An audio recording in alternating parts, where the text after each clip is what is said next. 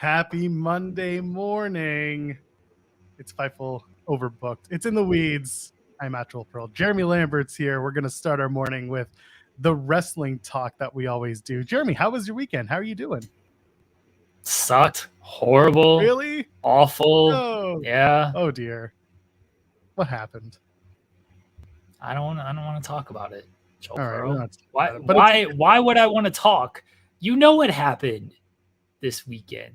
You see my tweets. You're right. I'm sorry. I saw them, but also I don't register much in terms of the sports conversation. Ryan Reynolds is going to purchase the Ottawa Senators for a cool $1 billion. So that's all I got in sports. And for some reason, the Toronto Maple Leafs are moving on to the second round, even though they made a deal with the devil in the 60s to never make it past the first round again. Although they did, important. I'm very happy for Maple Leafs and their fans. I actually like that team. I like Austin Matthews. I kind of root for John Tavares. Ryan O'Reilly can be like a jerk and said some mean things about the Avs, but like he plays hard and stuff. I like that team. We got friends there. Pau Gasperto is a Maple Leafs fan. Sorry to hear that. Yeah, we have the wife and I have friends who are Maple Leafs fans. They're very happy for me when the Avs won last year, so I was rooting for the Maple Leafs. Look, Tampa didn't need to win anymore, right? Like they've already won 2. They made it to the finals last year, so I was happy for the Maple Leafs. But otherwise, it was a terrible weekend in sports. So let's pull away from sports. How was your weekend otherwise? Was it good? Did you at least have a good non-sports weekend? It ruined my entire weekend, Joel. I could have gotten married on Saturday, and my weekend still would have sucked if the Avs had lost Game 7 on Sunday like they did. Now I know why you got married when you got married. Someone was like, yeah, you should get married in like April, May, and you were like, not happening. You want me to be miserable? Was not planning the wedding around NHL playoffs. Absolutely. We did it in October because it's like, start of the season, whatever. And then football season, I knew the Panthers were going to be bad last year. So we got married on the day of a Panthers game. And I didn't care about that because I knew the Panthers were going to be bad.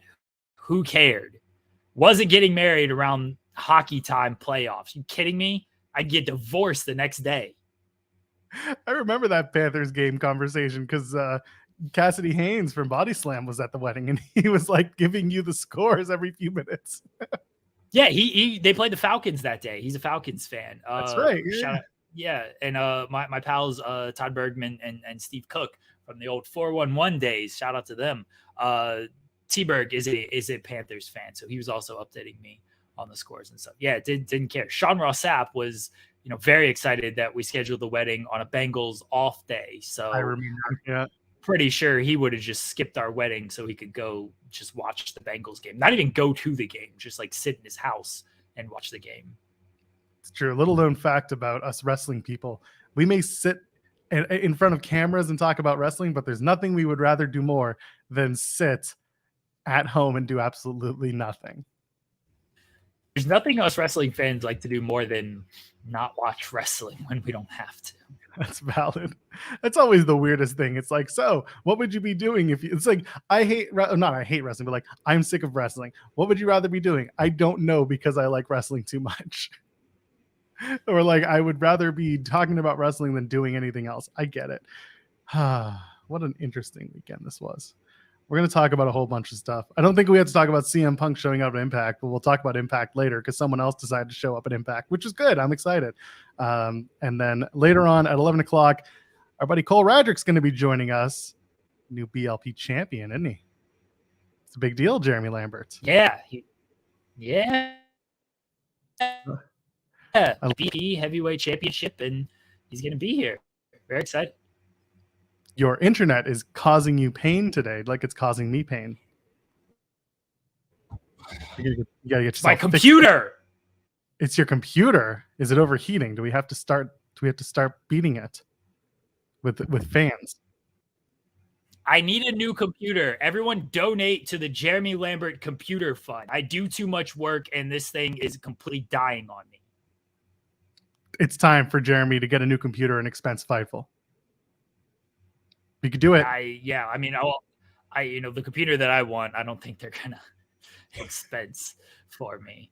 I gotta get a Mac. That's all I work on. I guess. I mean, you can get a Mac Mini, use that screen that you have from your gaming PC. No, can't do all that. I like my laptop, and I like I don't want to do like a Mac Mini type of thing and do all that. I like the setup as it is, just this computer. I can't expense this. I'm pretty sure Jimmy Van and Sean Ross Sapp are going to yell at me if I expense this. What I if told Sean What if they give you half? I'd take that, honestly. I told Sean I was going to expense a $300 light, so he'd stop yelling at me about my lights. And he was like, yeah, can't do that. So I don't think he's going to be happy if I expense a $1,300 computer. Well, I mean, don't give him a $300 light when there are $50 lights out there. Now you're just throwing shade at the system. Throwing shade. Very good, Joe Burrow. I got a $20 light. Hopefully, where's Sean and his eggs to show up and talk about my light here, that I'm very well lit from the front. There's still a shadow over this way. I'm sure you can still have the backlighting on. You can still have that it room. I don't know how that's gonna look though. The reason why I have these lights behind me, the RGB lights, the color lights, is because they actually help the front pop better, and because otherwise I look washed out with the background. So it actually helps to have some backlighting. Well, whatever. I'm sure he'll show up in a half hour and be like, Jeremy, your lighting still sucks. I'll be like, thanks, Sean. Thanks for making me feel worse about things. I appreciate you. So Cole Radrick's going to join us at 11 o'clock, new BLP champion. I'm excited for that. It's going to be a good chat. And of course, we're going to talk about the WWE draft. We'll talk about some AEW stuff. And let's open up with some good news, Jeremy. How about that? All right. What's good in the world of professional wrestling, Joel? We need a good news bumper here when we do have good things to talk about, because it always feels very rare. Be careful what you wish for. Tim will make it, and it will make everyone feel very awkward and laugh hysterically. I played the intro for Kate, by the way, last night on the show, because she hadn't seen the In the Weeds intro, which I get it because it plays at the top and not everyone's here for the beginning of the show. But I played it for her, and she was just laughing because it's so asinine. Whatever Tim made for us, just perfect. I love it. Anyway, she should go back and watch the show from the start, like a true supporter. And leave a thumbs up on the video, by the way. While you're here, you may as well. What do you got to lose? Do that, and maybe if you're watching us in Facebook land, you can go leave the heart or the happy or the care emoji. The one where he's hugging the heart because he cares about you and he's worried about your well-being. Well, that's Jeremy right now. We're worried about his well-being after the NHL playoffs. So let's give him the heart, the caring heart. What was I going to say? Yeah, so some good news this morning. We found out last night that Richard Holiday of MLW fame, who's now no longer with MLW, he's done there, but he announced that he is in remission, and that's some wonderful news. Just to hear that. He actually made the announcement at a show, did he not, Jeremy? Yeah, Glory Pro, I believe he made it, and then he just tweeted it this morning as well, in case people didn't see it at the Glory Pro show. But yes, he made that announcement, and that's very good news for Richard Holiday. No idea when he's going to be back in the ring. I hope it's he doesn't rush back on anything like that. Hopefully he just kind of takes it slow, does what he's able to do, and people are understanding with that. But the big thing is that he is in remission. He's doing better, and he's overcome the cancer. So good on Richard Holiday. Shout out to him. A super nice dude as well. I've spoken to him, interviewed him a long time ago, like when I first started with Fightful. I interviewed him, and he was very kind, very fun, very very personable. So he was good, and it's good to see good things happen to good people. Yeah, absolutely. So some good news and some more good news to start your morning. Carmella and Corey Graves announced that they are expecting. This has been a long and emotional process that they've both spoken about openly, especially Carmella. They announced today that they are expecting in, I believe it was November or October. Either way, November. Wonderful news. It was November. That's great. And they broke the news through ABC News, and then Carmella, of course, ran it through her socials. So good for them, man. I'm so excited. It's good news. Mela, having not been on TV for a little while, but still involved in community events, kind of got me thinking. But of course, it's never anyone else's news to break but the person. It's good to hear that the news being broken is by her, and that it's good news, and that she and Corey Graves are expecting. So B'Sha'a Tova, if you are a Jew, to Leah and Corey, and to Sam Adonis, who was on the show a couple of days ago. It looks like he's going to be an uncle, so that's some good news, Jeremy. Corey's already got a couple kids, so he's going to be a further uncle for Sam Adonis. Very great news for Carmella, especially after everything she went through last year with the endotopic pregnancy. Let me speak correctly, maybe. That she talks about that on WWE After the Bell, and that was heartbreaking stuff to hear. And they waited until I think she said she's about completed with the first trimester. Wanted to make sure everything was good. Yeah, they're expecting in November. She found out in March. I think she technically wrestled, much like Becky Lynch when she wrestled Shayna Baszler at WrestleMania, when she was like technically pregnant, just didn't quite know everything. I think she technically wrestled Carmella while pregnant. But yeah, it's great news, and hopefully everything goes smooth with her pregnancy and delivery, and then the life with the child. I can tell you it's a lot, but there are enough new parents in WWE right now who can help navigate, and of course Corey's a father himself, so he has experience dealing with young kids. So it's good news. I like this. This is a nice way to start our Monday, Jeremy Lambert. It's the 1st of May, so clearly everything's going to be great this month, right? Yes, hopefully it's a good May for everybody. May, what are we doing a show on May 4th? That's that Thursday? No. That's Thursday. I fly out that day. Sorry, bud. Where are you going? I'm going to the land of Bret Hart and the Harts. Calgary?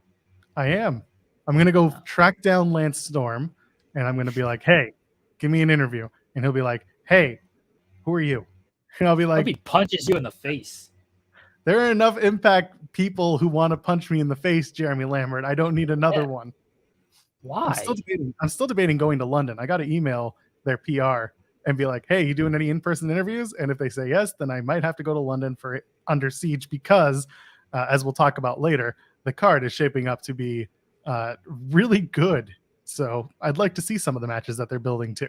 We'll figure it out. But that's what's going on in the good news portion of wrestling. I guess we should move on. You want to start with some WWE draft talk, or do we want to go with something else to start our Monday morning? Is the WWE draft talk like bad news? It's like, hey, we got some good happy news to talk about. Richard Holiday's in remission. Carmella is pregnant. Now let's get to the shitty world of the WWE draft. No, you know what? The draft is on Friday. There was some good stuff that came out of it, some questionable stuff. As always, it's subjective entertainment, Jeremy Lambert. And then it goes again tonight. Tonight's the second night of the draft on Monday Night Raw. So we can expect a whole lot of weirdness again. Some NXT stars were called up, some that definitely had us scratching our head from a booking standpoint for sure.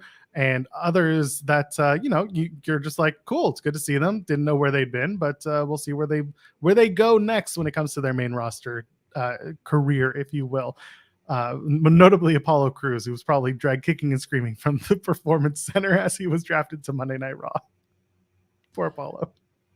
Apollo will be fine. He didn't have anything else to do in NXT. Who left you scratching your head? What was the biggest head scratcher of night one of the WWE draft for Joel Pearl? So actually, there are three names from the NXT side of things.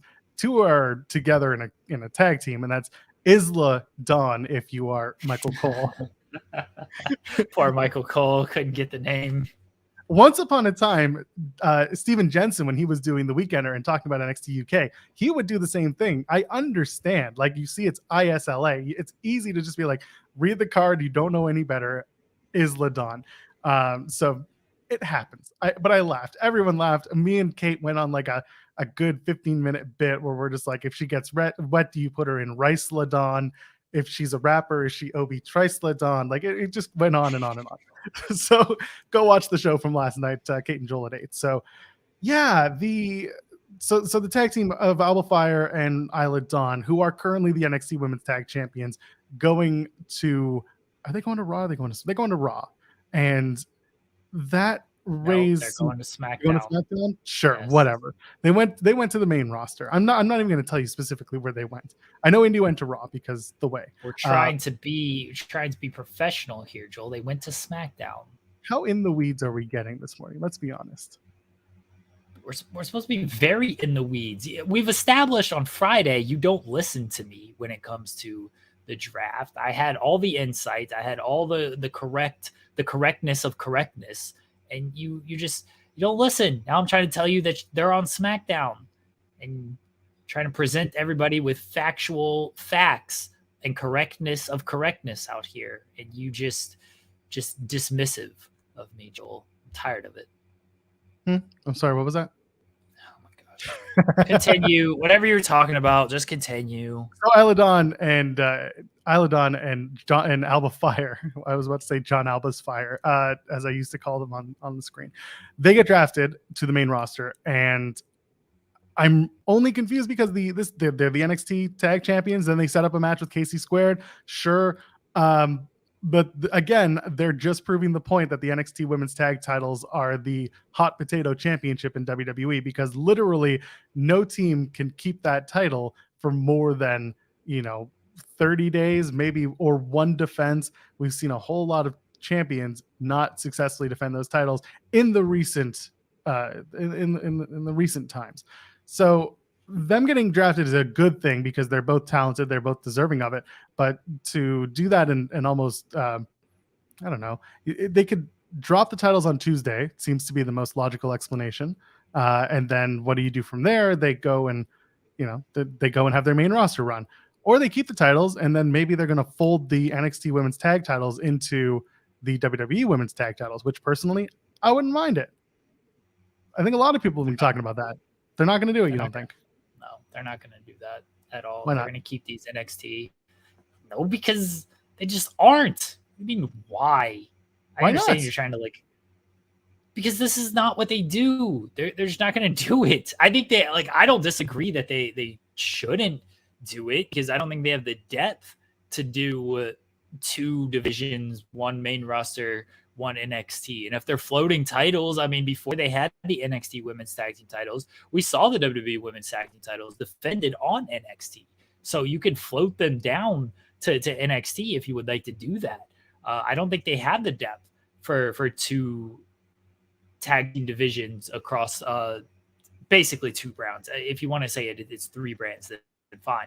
But I don't think they have the depth for it. But they're not going to do it because they view NXT as it's developmental when they're getting their ass kicked by AEW every week. Otherwise, it's a third brand. But they do view it as more of a developmental, its own kind of separate entity type thing. So they're just not going to combine them.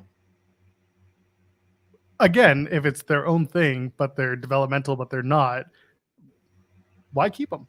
What does it accomplish? Because clearly they have no stories, they have no depth. The last opportunity that they had, unfortunately, just tore her ACL. So now Danny Palmer has to find a new tag partner since Sol Ruca is out. And they were starting to have them become a tag team. So who else is left? Is there anyone left? Does anyone make sense? And on top of that, what does it prove to have a women's tag division in NXT when all you do is devalue the titles every time they're put up? They seemingly change hands. I'm with you. I think they'd be better served to combine the women's tag titles, and then you have the main roster champions floating to NXT, and that gives NXT a little bit of a boost, especially if Raquel are the champions now, so theoretically they're main roster stars, and they come down there, and that helps lift NXT a little bit. It's hey, these Raw and SmackDown people are coming down to NXT, but they are kind of treating NXT as a developmental thing, and it does see oh, look at these Raw and SmackDown people who are coming to NXT, and it does sometimes just make NXT feel a little bit secondary because of that. I think if you have the women's tag team titles come down there, it can make NXT feel secondary, but it can also just boost NXT because you have the main roster. It's a balance, right? On that, does it make the then does it make the women's tag team titles feel secondary in that case? Or does it actually help lift NXT? And I think the way they typically present it, it kind of makes it feel a little bit more secondary than lift. And it depends on like who the champions are. Like if it's Liv and Raquel, because they haven't done much to establish them, it doesn't make it seem all that great. But back to my original thinking on this is I think you should combine it. I think having just one set of tag team champions is better. And then I think you should do a secondary women's title in NXT if you want to have more opportunities for the women, like a secondary singles title. Booker T had mentioned this, of doing a secondary singles title. And I think that makes more sense than trying to throw together tag teams that clearly don't have a purpose with each other. I mean, the only tag team that doesn't feel very thrown together right now is KC Squared, and they've been in developmental for about a decade. Yeah, they have. And I think there's more to their story than we know with a call up, and I think they're trying to really fine tune everything with them. They want to make sure that they are specifically ready for a main roster call up when it's time. Yeah, it's just someone in the chat mentioned the exact same thing. TikTok rave girls. So I don't necessarily think a secondary women's championship is the answer. I don't like the idea of making an intercontinental women's championship or something like that. I don't see it. I don't know. I don't see it as a proper stepping stone. I don't think, again, that everyone needs a title. But I don't think that there's a women's tag division. Therefore, why have women's tag titles? Let's just fold them up and say we tried and that's it. And you know what? Have the first champions be, the last champions or something like that from NXT. Not that Liv and Raquel were the first champions, but I think Raquel was the first champion. Or the second one. Wasn't it Raquel and Dakota? Didn't they? I think so. And then they lost it immediately to like Shotzi and someone else. Yeah. Either way, like if Raquel has that feather in her cap, then that's another thing that you can do. Have her take the NXT women's tag titles in a combination, just be like the first and last. So I don't know. It's an idea, but that was one thing that kind of threw me off was having the NXT women's tag champions moving up to SmackDown. And then it got even weirder because then you had Indy Hartwell get called up. This is okay. I was of two mindsets. So yes, absolutely, you've got Dexter and the Way. So give your thumbs up and keep your mouth shut. That's fine. I get it. And Candice LeRae was also in the supplementary draft. She was drafted to Raw, as was Dexter Lumis. So you can only assume that Johnny Gargano is going to go the same way, and that Austin Theory is going to go to SmackDown because Gunther and Imperium were drafted to Raw. Yada yada yada. Try to move the championships. So with Indy, she had that really great match, the triple threat, where she was unfortunately taken out, seemingly injured, hobbled her way back in, and got the victory, retaining her title. She's still the NXT Women's Champion. Now, one of two things could have happened. You could have had her just drop the title because you knew she was going to be drafted, and then you wouldn't have to do a silly tournament, ladder match, tags, whatever you're going to do to get to a new NXT Women's Champion is not any better than what you just had to do with the ladder match at Stand and Deliver, where your champion forfeited the title and then came back to fight for the title, but still didn't win the title. What are we doing here? We're about to do the same thing again in a roundabout way with Indy Hartwell, but she's not going to be able to compete. If she wasn't going to get drafted and she retained the title, what were you going to do? Have her rehab real hard for the next 4 weeks until Battleground while you determine the number one contender for the women's championship? I was a little miffed as to why she got the call. I think it's good news that she did. I just don't know what they're doing with the NXT Women's Championship. And that is less of a point of intrigue and more of a point of like, why? I was more of the why camp than I was the, oh, this is good type camp. What do you think? Indy going to Monday Night Raw with that type? I don't think they knew she was going to get drafted when they kept the title on her on Tuesday. And I think if they did, they probably would have just like taken the title off of her. I mean, maybe not. They've had their champion. I mean, Braun Breaker won the NXT title on an episode of Raw a year ago. So it's not like they haven't had Karrion Kross came up there. He was still the champion. So it's not like they haven't had the champion compete on Raw or SmackDown or anything like that. So maybe they did know, but I always think it's very dumb when you have the champion who you call up and then they lose the title after you call. Like, they come off as losers to me into that. Like, I assume Isla Dawn and Alba Fire are going to lose the titles tomorrow. And it's like, well, they should have drafted KC Squared instead, because they're at least winning matches. Like, now you just drafted a couple of losers here in the seventh round. And same with Indy. It's like, okay, Indy's going to come up. Is she going to work both shows, or is she just going to lose the title? And then it's like, all right, well, why didn't you draft the person who is now the champion off of this? I understand, like, people, they're going to have their perception of wins and losses, and things don't matter and things like that. But this is why they have that perception, though, is because you lose these big matches. And again, it's do the job on your way out and put over people it's the same territory. It's not like you're going away and okay, you're moving from Memphis to North Carolina to Georgia to Florida to New York, and it's all the same territory. It's all on television. So you need to make wins and losses matter a little bit. So Indy gets drafted, and either she relinquishes the title due to injury, which isn't like the worst thing in the world because it at least protects her a little bit, or she loses the title. And it's like, all right, well, now you got this person who was the champion but is not the champion. She just lost. Everybody cheer for her. And the way stuff is fine.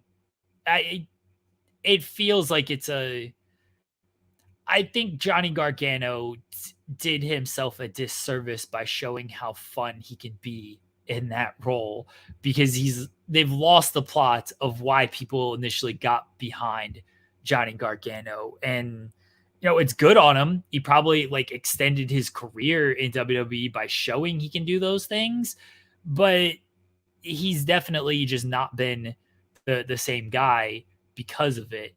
The segments have been good, by the way. Like, I actually really loved this stuff, but him showing this off is like, oh, we rooted for underdog Johnny Gargano, and then they lost the plot completely with it. And it's not a same situation as Bryan Danielson, Daniel Bryan, where he was so good that we rooted for him initially because of the underdog stuff. He was still champion, and when he was doing like the Planet champion stuff with those segments, like that was still really good stuff because he was such a good heel. Gargano is much more in like full-on shticky comedy, where Danielson still had the seriousness behind some of his comedic promos.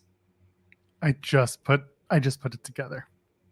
Okay. So the way they're gonna put most of the way together, but it's gonna be the couples, right? It's gonna be Indy and Dexter and Candice and Johnny. Indy's injured, so really moving her up was a way for them to be like, she's on TV. They're gonna introduce her. You'll get to know Indy Hartwell, the character, before you know Indy Hartwell, the wrestler. If you don't watch NXT, because she's injured, she can't. She's got a walking boot, so on and so forth. Johnny's also injured right now. So you can start doing a whole bunch of skits where the partners are taking care of each other and try like bumbling idiots, or at least like, here's your ice pack. Oops. This silly, stupid, sticky stuff that you can do with the two married couples. They'll do it though. Again, it's not, I'm not telling you it's a good idea by far, but it's like, it's what they would do is have interact that way. I agree. And like, I do expect it. I do expect those segments to be good. All of them are very funny in this style of comedy. It's such just, I guess I just want more for like Gargano and Candice LeRae in this. Like it's so, this might come off a little harsh because again, Miz has a job for life when it comes to this stuff. It is such just low level sort of like Miz stuff that it doesn't.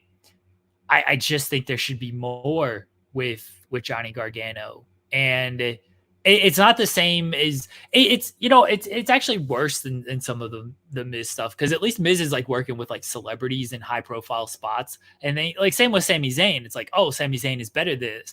Okay, but Sami Zayn's working with Johnny Knoxville, like a pop culture icon, and still getting like a WrestleMania match out of it. Johnny Gargano is just like doing these skits with no, eventually I guess he comes back and wrestles and everything, but it's not like it's leading to this big like celebrity match for him. He's just doing skits and he's hurt. So you got to do something while he's hurt. And that's, that's a way to at least keep him on television and stuff.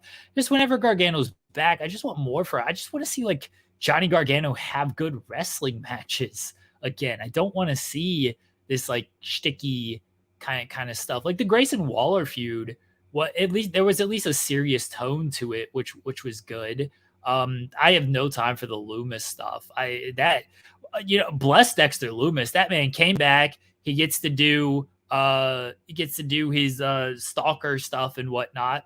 He's wrestled like 2 matches since then. He's taken maybe 3 bumps, and he's doing well because of that. Like, bless him for getting the bag off of that. But like that just doesn't appeal to me. I know Johnny Gargano is a great wrestler. I want to see him be a great wrestler.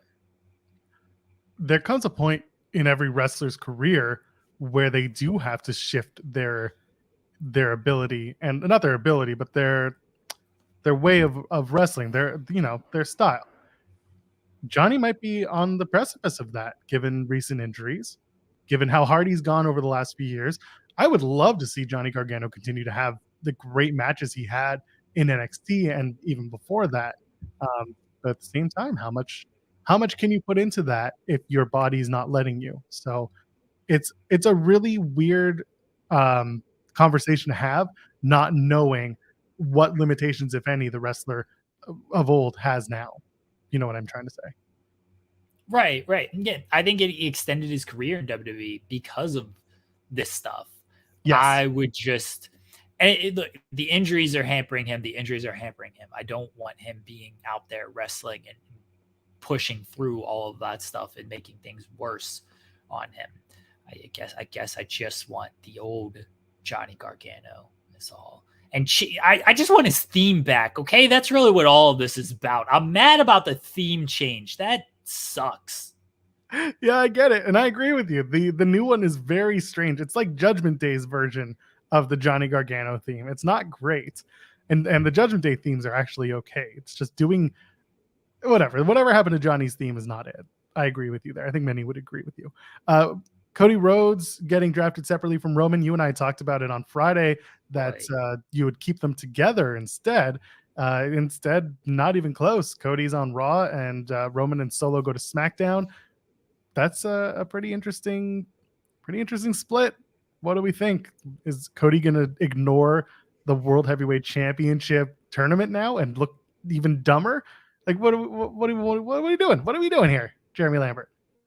People were very mad that Cody went to Raw, and now everyone thinks that Cody is going to get this World Heavyweight title that he doesn't actually care about. Here's what people have to understand. Cody Rhodes has his story, right? He talks about it a lot. You got to finish the story. This is the title that I care about. This is the story that I'm trying to complete. Triple H told us the story doesn't finish. He pounded the desk when he did it. He said the story doesn't finish. That's what happened. He pounded the press conference desk. It doesn't finish. Okay? So Cody can win this World Heavyweight title. That doesn't finish the story.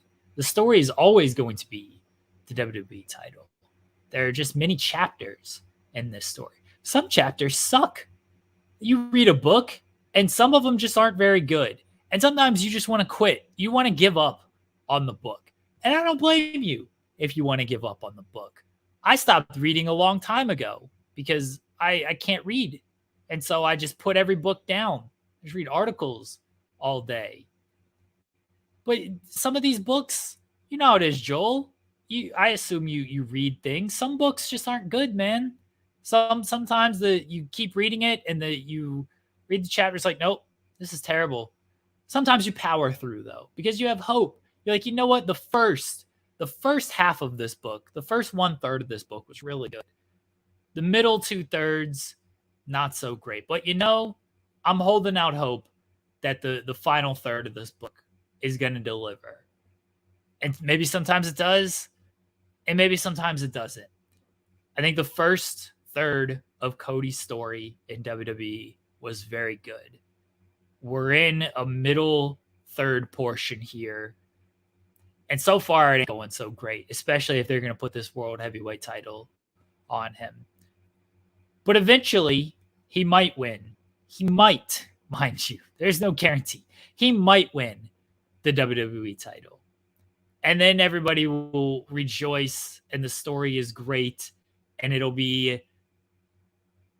conclude to start a new story, to start a new chapter, because as Triple H showed us, the story doesn't finish. I want to take you back to the WrestleMania press conference where we just talked about the story doesn't finish. Roman Reigns at the same press conference mentioned that the family comes with him, and the entire his entire story is about elevating his family. Cody just came in. Cody just kind of inserted himself into the story. Is there a chance that Cody's story has nothing to do with Roman Reigns' story, and that Roman Reigns' story, which is him as the champion, ends with him elevating one of his cousins instead of dropping a title to Cody Rhodes? I don't think that's been the whole thing with Cody, right? And that's why the argument was made for Sami to defeat Roman, in that Cody's story was never about beating Roman. It was about winning the WWE title. He could beat anybody for that title. It would have been a bigger deal had he been the one to end Roman's, run on top, because they've built Roman as is God, literally God mode. They've built him as the final boss, so it would have been bigger for Cody to end it that way. But Cody's story has been the WWE title, and that's where they're going with it. Hopefully, at some point, Roman, he has his own story that they're doing, and eventually, maybe Cody will win the WWE title. That's the one he's searching for. Does that devalue if he wins the World Heavyweight title? Because that's not the one he like. How does Cody react if that is the belt he gets? Does he care about this title at all? Like, I think Cody, I assume he's going to be on the show tonight. I think he's gotta do a hell of a promo tonight, now that he's off the show from Roman, and the show that he's on is this World Heavyweight title. He's got to put some emphasis, much like Seth Rollins did. They got to put some emphasis on this belt is important. The problem is, because of everything Cody has said leading up to tonight, leading up to WrestleMania, following his return, he's already, because they didn't know they were going to introduce this title a week ago, he's already devalued this title because he's put over the WWE title so much. Yeah, it's the title that his daddy never had. It's a title that he wants to bring back to his family lineage. I get it. Again, it's a great story. It's a great white meat babyface story, but it comes at a cost of literally everyone else's story. So it's a bit, I don't know, it's a bit too heavy-handed. At the same time, I still think about Roman's conversation with the press and saying that this is about my family. And I wonder, maybe he's just talk, but at the same time, notice how much things have changed for the Usos as characters and as just general wrestlers on the brands. And Solo's another one that's gotten a huge push out of this. Some people are still talking about Jey Uso coming around and being the guy who's like splitting apart from the bloodline, being like, forget this, I hate this, and maybe beating Roman in, 6 months after a big, long back and forth. I don't know. But the Cody story needs to evolve from somewhere. And that means that someone's going to have that WWE World Championship, or just the WWE title. Someone's going to have that for him to win. And it may not be Roman, but maybe it's still Roman. Roman's got to get through till SummerSlam to beat Pedro Morales' record, because Pedro is 1,027 days. And we're going to get to 1,000 in Saudi Arabia at the end of May. So I guess by Money in the Bank, we're looking at where he's beaten the record for Morales. Cody wins Money in the Bank and cashes in. I don't love that because I feel like it's a kind of a cheap way out of it. Yeah, it's a cheap way out of it. And I don't want to do it unless Cody calls his shot. But even then, like babyface Money in the Bank holders just don't work for me. It's never been a babyface stipulation or a babyface advantage. So yeah, I'm wondering where it goes because everyone has such strong their stories have such strong value that you can't break either one of them without devaluing the other, in my opinion. What if Cody wins Money in the Bank next night on Raw? He calls his shot for Mania. Like he goes all the way to Mania. He's like, I'm cashing this in at WrestleMania, WWE title. Don't care who's champion. Doesn't matter to me who's champion. I'm cashing this in that night. That's where I'll be. That's where you can find me. And then for the next however many months, he's got his guaranteed title shot right then. Then then they got to somehow craft a story of, okay, building up Cody for this WrestleMania match. You can still tell a little bit of adversity, maybe a little bit of doubt of, if he loses a match, did I screw up like cashing in this, or should I have just, cashed in when the moment was right and taken that advantage? Am I good enough to, pull this off? I already headlined one WrestleMania. I lost. I got a rubber chicken threw at me at the end of it. Now I'm calling my shot. All the pressure is on me. He's putting all the pressure on himself of like, this is where I will be. This is the title I'm going for. It doesn't matter who it is. I'm so confident that I can win this, that this is what I'm going to do. And then he loses, like, oh, you knock him down a couple of pegs. You're telling this adversity story that they love to tell. This is just a thought that I'm throwing out there for Cody as a babyface Money in the Bank winner. And that hadn't been done. We've seen people call their shot, right? But they call their shot, Rob Van Dam calls it of like, hey, see you at one night stand. Cody's calling his shot almost a year in advance, July to April. That's how far out he's calling his shot. What were you doing 10 years ago, Jeremy? Do you really want to know what I was doing April 29th, 10 years ago? No. Just 10 years ago. As a wrestling fan, what were you doing? What was 10 years ago? 2013? 10 years ago was 2013. What? I don't know. Joel, how many times do I have to tell you? I don't know what I have for breakfast. I can't tell you what I was doing 10 years ago. The story you're telling, minus the Money in the Bank briefcase, is John Cena and The Rock once again. You're telling twice in a lifetime. Yeah. He loses the first match. He has a crisis of confidence. His first opponent's Brock Lesnar after the loss, and he beats him. And then he's going to go on to eventually face the WWE champion, who may or may not happen to be not The Rock, but Roman Reigns in this case. And they're going to do it again. But if they do Money in the Bank, you have one inherent issue is the Royal Rumble becomes one title only. And no, it doesn't. Yes, it does.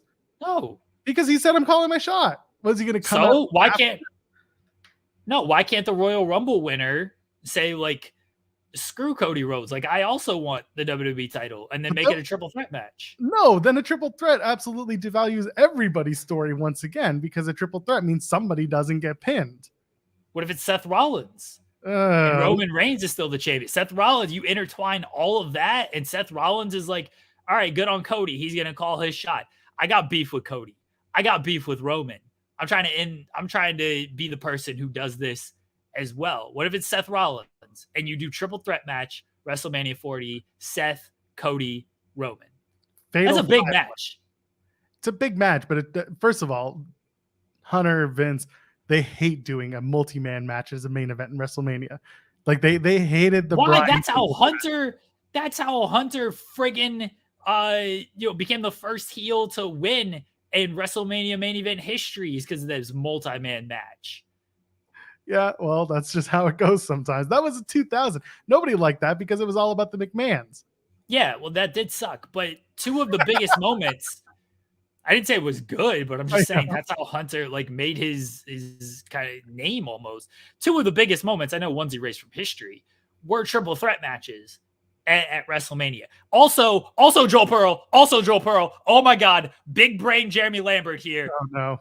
WrestleMania 20, main event, erased from history, triple threat. WrestleMania 30, main event, not erased from history, triple threat. WrestleMania 40, triple threat. The rules state every 10 years there must be a WrestleMania triple threat for the main event for the WWE Championship. I get it. I see the vision now, unfortunately. I'm out of water. Oh dear. What are we going to do? Oh, okay. Well, that's good. Professional Jeremy Lambert over here. I see where your story is going. I don't like incorporating Money in the Bank in that way. I don't, because then it's like now he's going to carry around the stupid briefcase for a solid year. No, he doesn't need to carry it. He doesn't need to carry it. He's already called his shot. But why do you just carry it around? Because they need to sell the stupid thing at merch stands. Nah, you can still sell it. You don't need to carry it around. No, he doesn't have to. He doesn't have to carry it. Although it'd be funnier if he does get it and he just puts the stupid logo, the sticker, the American Nightmare sticker on it. Yeah, they're gonna sell a lot of those. American Nightmare Money in the Bank. They probably would. He can actually, you know what? Let Cody carry the stupid thing. Yeah, Ryan Sullivan says he wears a suit. Yeah, let him carry. That's where I was going with this. Let him carry the briefcase because he wears a suit. He's a businessman. Cody Rhodes means business on the road to WrestleMania. He is a businessman. This half baked idea that I literally just came up with is better than whatever they're gonna do. I promise you. You may very well be right, and we're gonna see how it plays out. But we got a long time until WrestleMania 40 in Philadelphia, so who knows? It could all change by SummerSlam. It could all change tomorrow night. Who knows? But Bianca Belair got drafted to SmackDown. She is the current Raw Women's Champion. Rhea Ripley is on the board tonight, so I mean, listen, you have two options. You have two options. One is that they're both on SmackDown and they have to figure it out, or one goes to SmackDown, one goes to Raw. You could have the titles, they trade the titles just like nobody wants, or you rename the women's championships. First of all, what do you think about Bianca getting drafted to SmackDown? Were you surprised? And what would you do with those SmackDown and Raw women's championships? Yeah, I mean, we talked about it on the show on Friday. I thought that Bianca was going to be taken first by Raw because she was the Raw champion, and then you can keep Cody and Roman together. I do understand when it comes to splitting Cody and Roman, those are the two biggest stars, right? So Fox was probably like, all right, we got Roman. USA was probably like, hey, okay. You can't have both Cody and Roman here. Like, no offense to Bianca, no offense to Becky or anything, but it's like we got to have one or the other on this show. Oh, I think that, that's why we ended up with Cody on Raw. Roman's not showing up to SmackDown most weeks anyway. Oh gosh, here we go. Oh no, he popped out. The Eggman's gone. Yeah. He came back and then I ran him off by just saying, oh gosh. You wanted to check on your light status. He did. Maybe, he was so impressed with my lights that he's like, all right, Jeremy's actually got good lighting today. I'll pop out. I don't actually need to be on this show today. Oh, there. You're welcome. Or amazing. Sorry. I don't know. Okay. So like, that's why I think you had Cody and Roman split, because Raw probably wanted, one or the other. And they got, shout out Dale Earnhardt. And so that's why they ended up getting split there. As far as Bianca and Rhea go, look, are they going to do the title swap? I hope they saw the reaction to it last time and saw the already dread of it this time, and they just don't. But if they don't do it, then what else are they going to do? Do they just rename the title? Do they just like they don't swap the titles, right? They just swap the leather. They just swap the leather. They just take off the plate and replate it. Yeah. And they just replate it.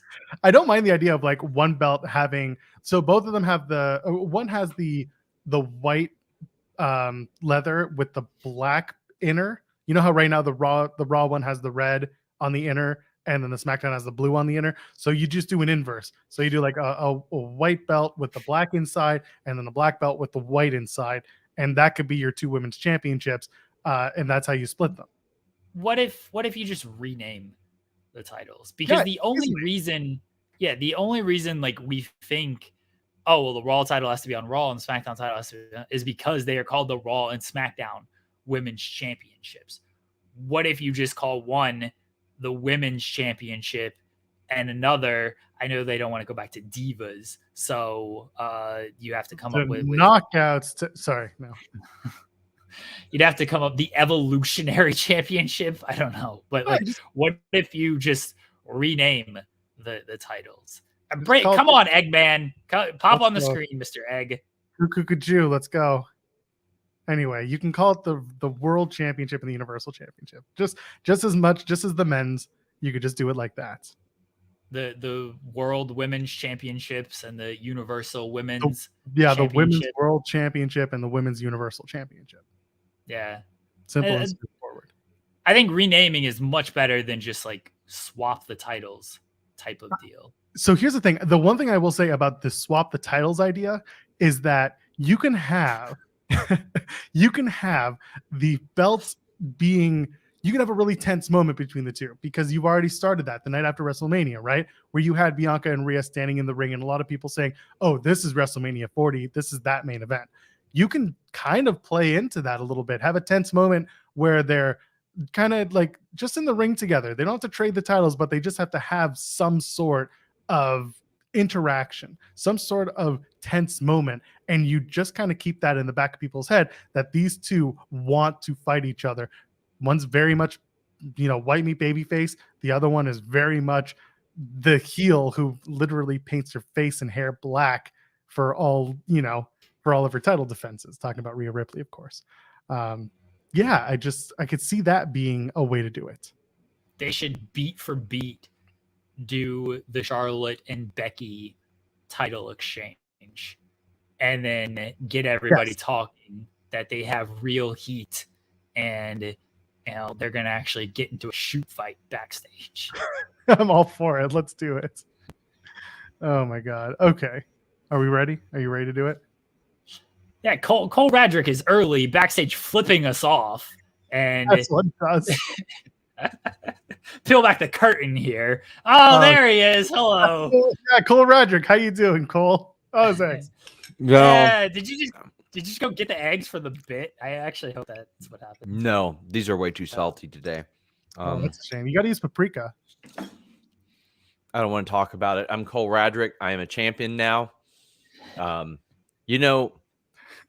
I have to say, the thing that really inspired me to become a champion was witnessing Sean Ross Sapp's return to the ring against Shazza McKenzie. I was backstage. I witnessed him hit the most beautiful impaler DDT ever. And then I saw Sean Ross Sapp go up to Gangrel. He put his finger in Gangrel's face and he said, "Don't you ever fucking do that move again. It's my move." And I just looked at him and I said, that's the most badass thing that I've ever seen. And then what happens a couple weeks later? Cole Radrick, not Sean Ross Sapp, win the championship. And then Tyler Edwards quits. Like, there's nothing more that he can see in this wrestling world than what he's seen over the last month. So he just stopped. These eggs are very underwhelming. So was that entire soliloquy. You know what's not underwhelming though? AG1. No, come on, wrong sponsor. They're not here. Listen, we're in the weeds, so it's a little bit green right now, but I'm about to get in the weeds with this Athletic Greens. Why are we letting this happen, Jeremy? Because they give us money to support your vanity project. It's valid, they do. They're not paying me though. Indirectly, they are. Indirectly, and there goes Jeremy. So now it's in the weeds with Sean Ross Sapp and Joel Pearl. How you doing? Oh, I'm Sean now? Okay. Hey, what's up? You were always Sean. I don't think it ever changed, did it? I think a few people believed that I was Cole Radrick. Oh, yeah, no, that would work. I heard about you telling Kate that I'm the prettier of the two of us, by the way. Yeah, that's true. Yeah, thank you. She asked if she said if she wanted me to do any interviews for Fightful, she would, and I said, "No, you're fucking ugly. That's why we have Joel do it." Wow. Thank you for the vote of confidence. That makes me feel a lot better. I thought Kate You're was welcome. yeah, I know. Low bar. Yeah, exactly. I always thought that Kate tries, and I appreciate that, but there's only so much we can do. Man, look at my hair. Can you tell that I slept in today? Look can at tell Jeremy you're- Lambert. All these lights have killed my computer. Are you plugging them into your USB ports? I'm plugging them into, I have a heating fan on this computer because it just overheats from all the work that I do. And Why so do you have a computer that overheats? It's 2023. I need a new one. Can I expense a new one? Is this a PlayStation 1? I do too much work. It just overheats. It sounds like a train coming through when it overheats. Is it a PC or a laptop? It's a laptop. MacBook. Get It's a MacBook. PC. What are you doing? I've had a MacBook like my entire life. I can't go to a PC now. Give them half off. Half Pay off. for half of it. Pay for half of it. MacBooks are I expensive. could literally send you a PC tower that would probably work better than what you have. I have the gaming computer PC and everything like that would work. I don't like working from that. I like using the laptop because I can take it anywhere. You know how it is, Sean. I'm in the weeds with the news. Drew McIntyre does an interview and says something. And it's like, oh, Jeremy's in his car.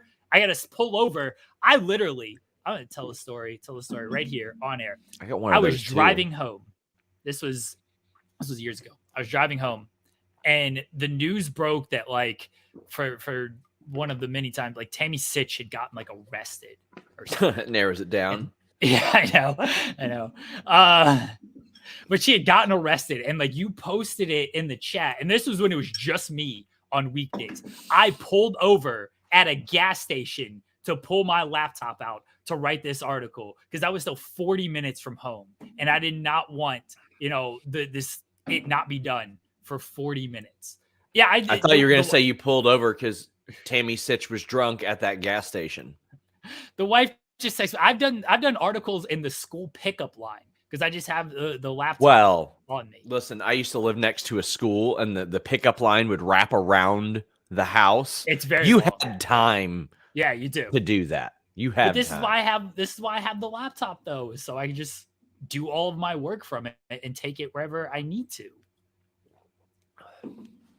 Can I welcome Cole Radrick on? It's real Sean Ross Sapp. It is. Let me give him a proper introduction since Sean has blue check mark for this shit to avoid this. Since Sean has come in here and stepped all over everything with his scrambled eggs. Oh my gosh. He's the BLP heavyweight champion, a title that Sean Ross Sapp will never win. He is the ratty daddy. He is the king of Wreck Shit Mountain. He is Cole effing Radrick. How you doing, Cole?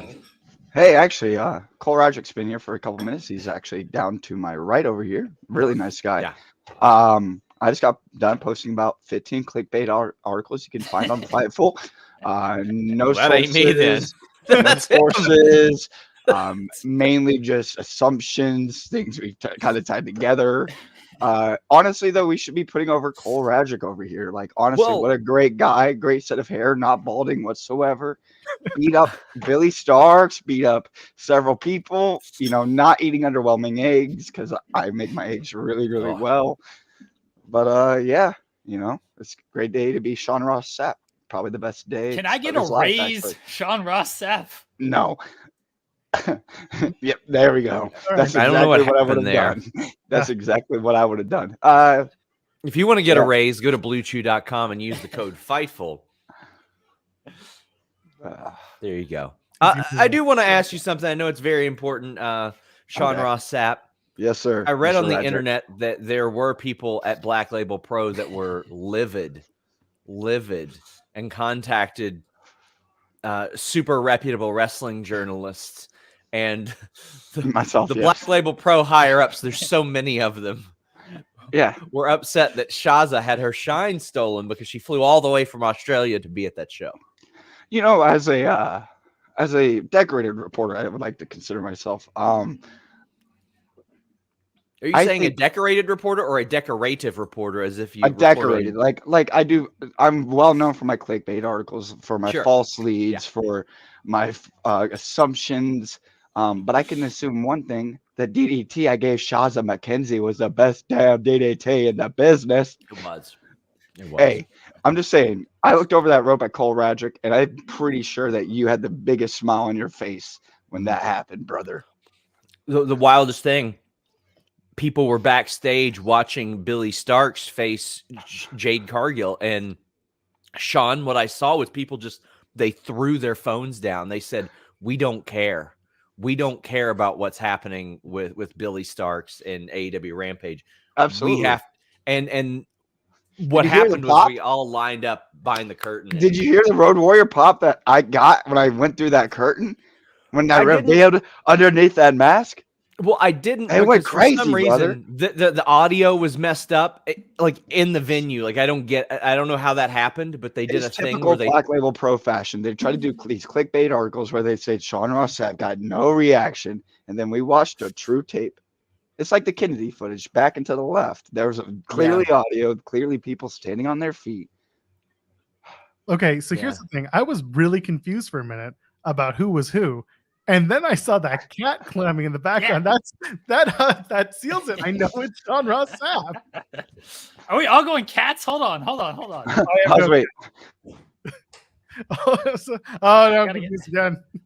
I was about to say, I know I have two always lurking anytime I'm up here. So I gotta. The wife's gonna bring me our cat, so I'll just get cat. Where's your cat, Joe Pearl? I don't have a cat. That's how you know I'm me. If I ever get a cat, we're screwed. Mainly because my wife is allergic. Why are you against cats? I'm very much not against cats. I just have a partner who's allergic. No. Well, Have you considered not? Having a wife, it'd make the kid. Yeah. not having a wife? There we go. There's a Oh, cat. no, now I don't know who's Sean Ross Sapp in this whole thing. This is very confusing for all of us. Is your I'm cat a pretty sure- baby face or a heel, Sean? Mine? Oh, it's a heel for sure. Oh, yeah. Same. I think he only likes me because he's trying to get to my earbuds, and now he's trying to crawl up on my shoulders. Oh, look, shoulder cat. don't He let him doesn't hang have a up. tail either. Oh, That's great. Say hi. What's your? I'm what's your just saying, cat's Cole. name, I Sean? would not have cut off that tail. Man, Cole Radrick has got to promote like so much good shit on this show so far. Does. Yes, Dude, I'm good at this job. Thank you. That's what I really do. Blue Chew, some code, 10% off, I think. Some code. No, The no, code's it's Fightful. first shipment free. You get I boners fucking- through the whole shipment. Listen, I'm too busy with my clickbait articles. Okay, come on, You gotta and ask I for gotta pay- $5 more. dude. You gotta ask for Dude, I $5. have to make this $8 to pay for my blue check, man. How are they supposed to know who's who?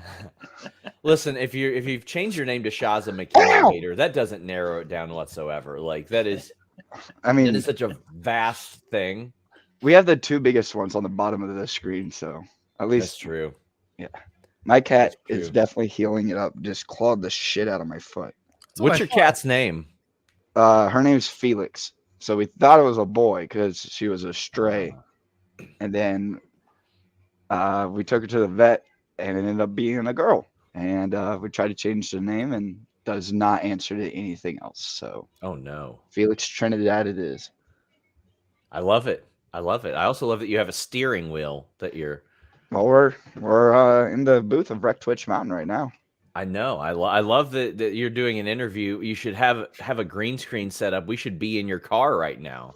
I mean, Like you're every always in time my I car. interview Kevin Owens. Whenever you're riding with Ratty Daddy, you're riding with a Black Label Pro Champion now.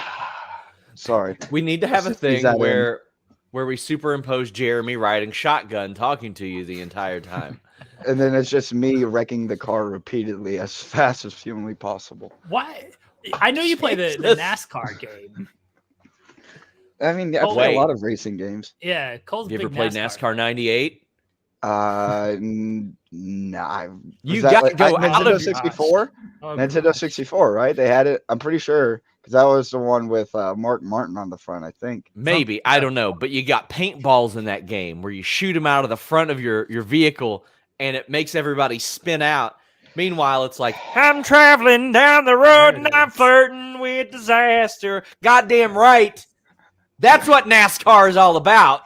Man, if I'm being honest with you, any racing games that have like any whatever the word is, CTE, whatever, have any difference between like actual racing and like shooting paintballs at people or getting like speed boosts, those games drive me wild.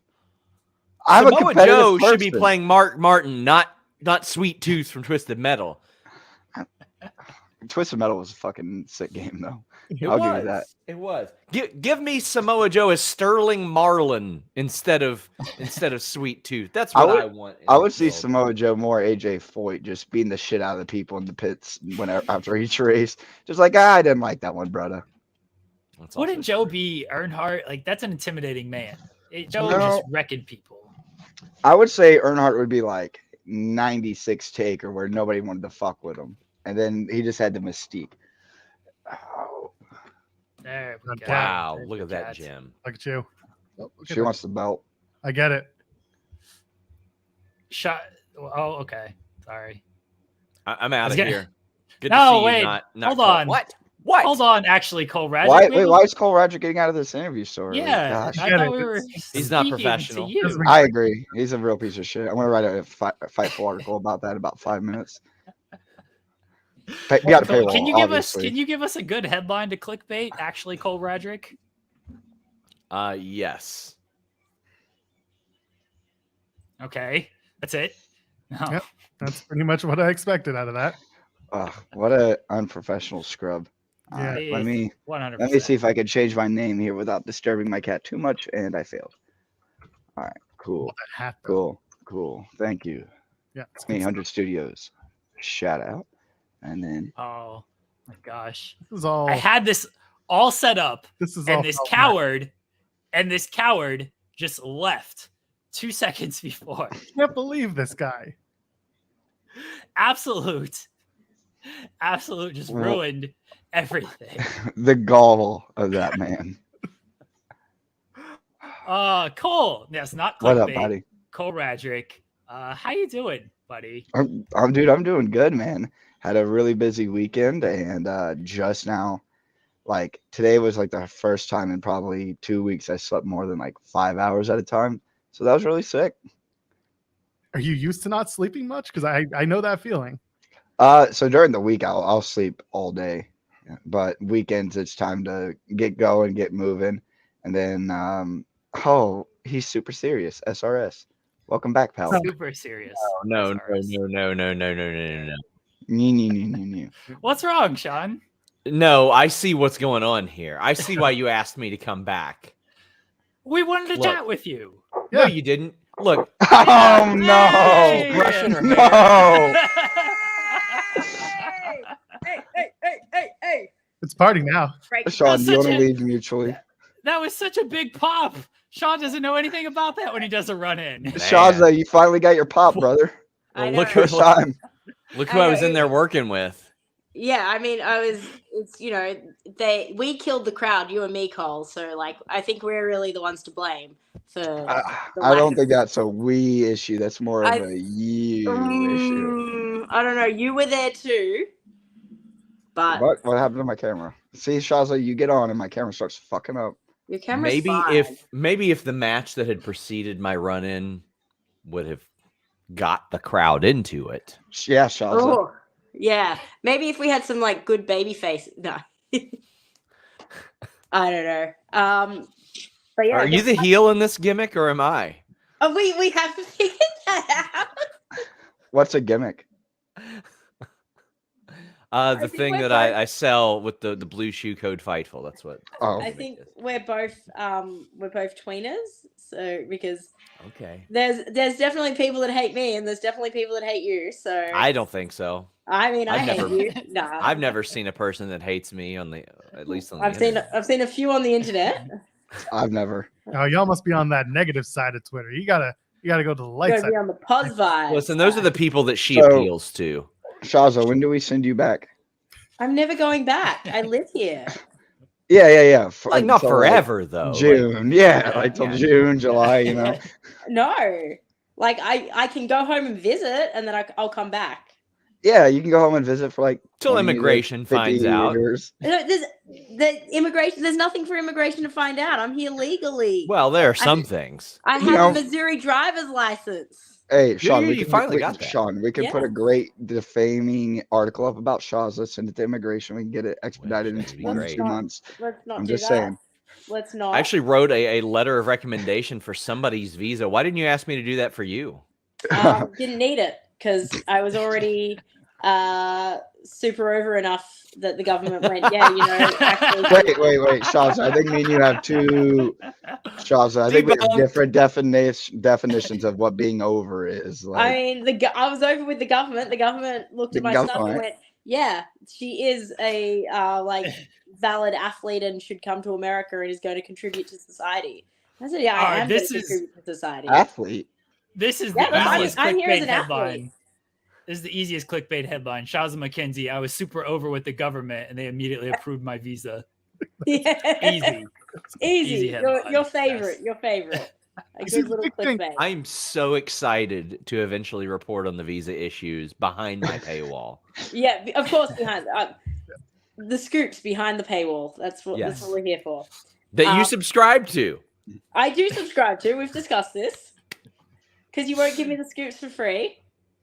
Wow. So how am I going to get the scoops? How am I going to know what shit you're talking about me? If I Shazza, just message me. You can save shit, the I'm just give me talking the about $5 directly. There you go. You'll get a new. I post stuff that draws. I can't talk about you.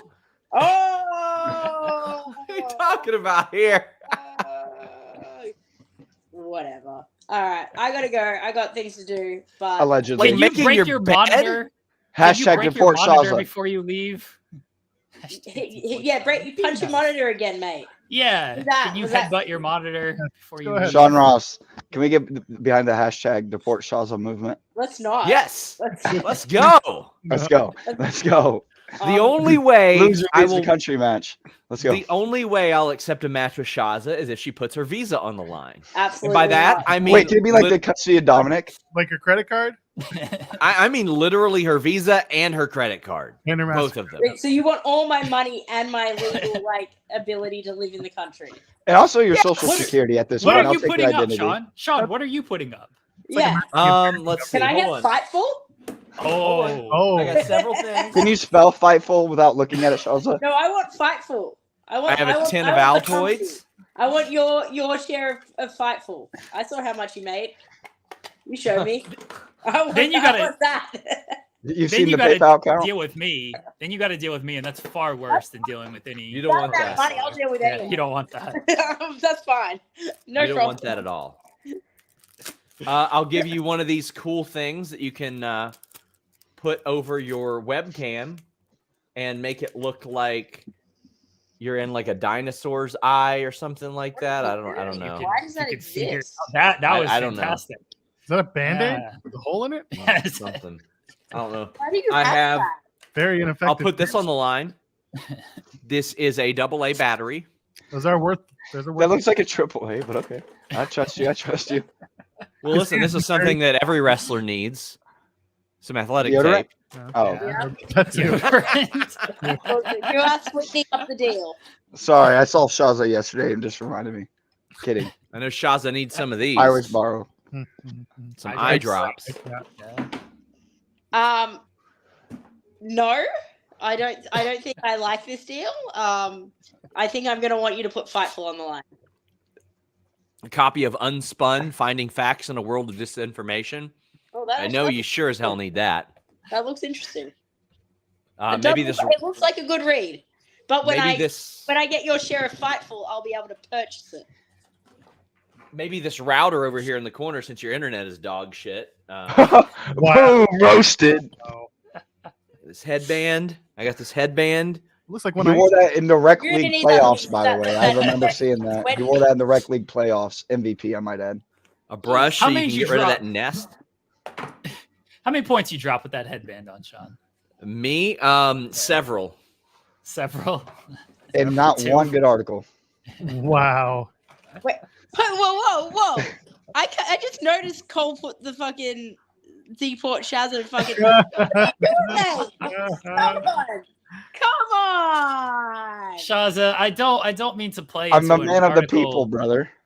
I don't mean to play into an article that I've written and a something you have said, but you just now noticing it does kind of confirm that your words, you are a little slow. And Oh, yeah, no. you're Yes, figuring things absolutely. out. Yeah, absolutely. no, anyone that has interacted with me will know that you will say a joke and 2 minutes later I'll go, fuck yeah, that was real funny. No, usually it's I'll say something and I look at Shazza and I'm like counting down from 10, and usually by like 7 to 8 she'll process it. Yeah, So I'm like, all right, good there's a job, Emily. I'm proud process. of you. I've Things have to got- happen. It's the time Listen, change. I've found what I can put on the line. What? A Goodwill donation slip. Let me tell you, Shazza, come tax time, this is Is that important? I don't know because I don't. Well, have Don't do to your pay taxes Shazza. yet. You don't have Do you to not do pay your taxes, Shazza?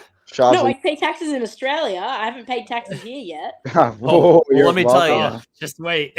Get ready. This is blank. It's good as gold. It's good as Do I gold. need this? Is this important? I don't understand. I've it never good? realized how crooked my fingers are until this moment, but I'm agreeing with his nice little title. I got there. 2 of these bad boys too. Hell yeah. So listen, Oh. one of I these, mean- I'm not gonna give this a Sawyer wreck or something to come and beat you up along the way. No. Stop sending little henchmen. Go. Little Okay, henchman. she's a Lee henchwoman. Moriarty isn't a henchman. Show some respect, bro. It's just fucking show up yourself without your little masky boy. Did. No, you little masky boy. Show up, meet me in the ring in a match, like a prepared, like. Her internet is so bad. Like I can't Dude, even listen Yes, to her. thank you. Wow, is she back? No. Did you? Who kicked me out? You got Not Your me. internet. Someone. It was Oh, my Cole. internet kicked me out. Well, I Yeah. gotta go. I gotta go anyway. Like I have things to do, but Like what? I have to go to the gym. I'm an athlete. I've been What's on your the phone definition all of He's an a day. government athlete? approved Because- athlete, Sean. Wait. What's your definition of an athlete? Because I think there might be a miscommunication between the word of what an athlete is in America and what it Shazza. is in Australia. I'm Shazza, a can you professional jump on athlete. top It's of a what I do car? for a job. What? Can you jump on top of a car? No, fuck off. No, just because you can Thank jump on you. a car, Can go you jump on the car right now. Do it. touch rim on a 10-foot goal? What are you saying? I can. Can you Shazza throw can. a touchdown pass in the Super Bowl? I don't know what you're saying. Exactly. That is my athlete right there. I don't okay? play football. Anyway, You don't play. Never mind. I'm Australian. Anyway, We know. rugby over You there. tell Oh, us it all works the for so time. long now that all you're the time. Have fun, guys. We were, Fuck you. Let's get her the hell out of here. bro. She said, "Fuck Thank you, dude." Shazza. Oh God, no! Do not. Don't know what's happening anymore. What is Wow, that? look at that crooked ass middle finger. What happened? What Who knows? happened? Bye. Man, thing dangling like Bret Hart in that match with Ric Flair, where he just Mr. Perfect's outside the Okay. ring looking at it like, ugh. Honestly, instead of deporting her, we might have to raise some money for her to get like a working camera. That was sad as shit. That was very sad. she was on her Very phone. She's clearly on a prepaid She's plan. definitely I on get her it. phone. Yeah. Yeah, she's using a Turn on track roaming. phone. Yeah, that's the thing. That's how you know you get your American citizenship is when you can get a damn cell phone with a plan that works. Tell me I'm wrong. She's like, kid. "Oh, I've got stuff to do." She's playing Snake on her phone. Oh, I'm just that saying. old Nokia. I get it. Well, thank you for that, guys. Goodbye. Thanks. Hey. Not Sean Thanks. Ross Sapp, real Sean Thanks, Ross Sapp. Cole Radrick, aka potentially Sean Ross Sapp in disguise.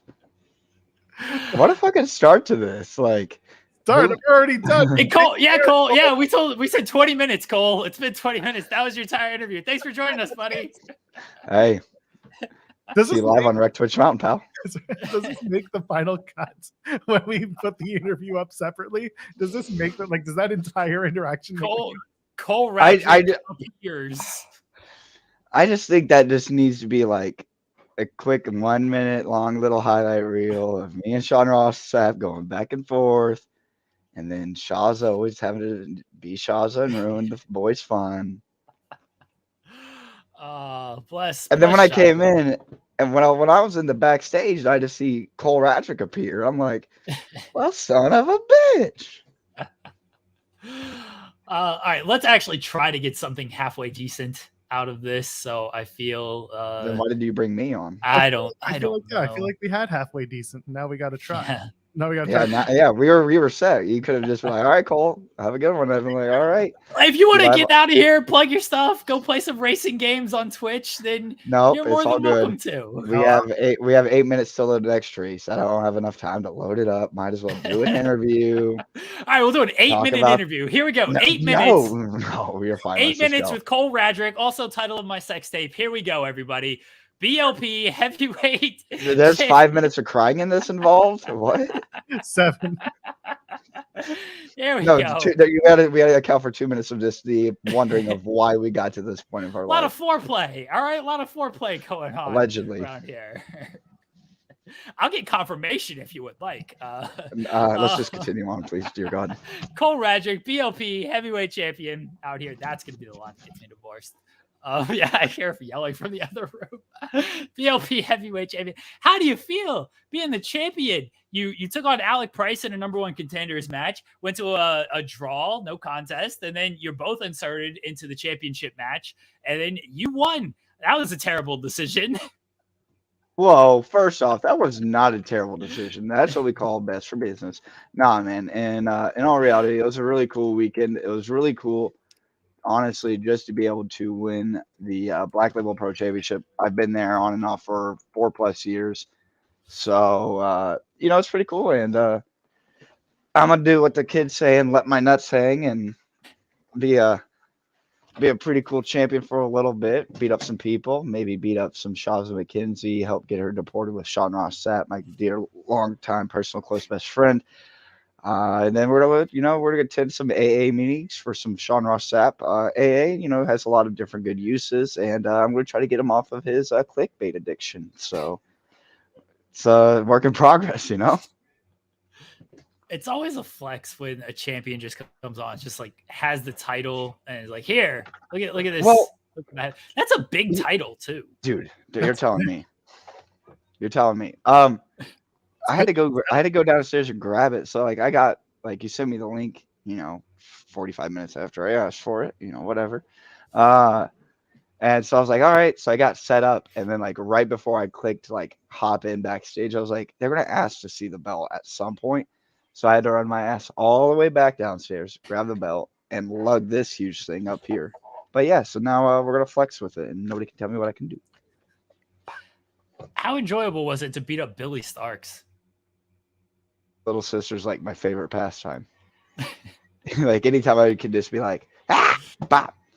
It's a great time. What wasn't great was when she beat me up when I was trying to wrestle Alec. And if you go back and watch it on 5+, Black Label Pro, I think it was called Too Hot to Handle. Yes. I believe Too cold to handle. Too cold to handle. Sorry, that is it had a blue poster. That's the one. CT. You could actually see me and Mouse getting into a little pushing match ringside after his kid attacked. I was like, Robert, what the fuck's wrong with your kid?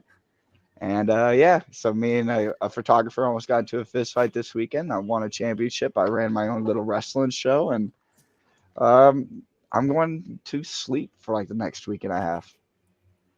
How did the Complex show go? I know you were very excited for it, running the show again, and I'm trying to bully you into the SpongeBob show, but how did Complex Chaos go?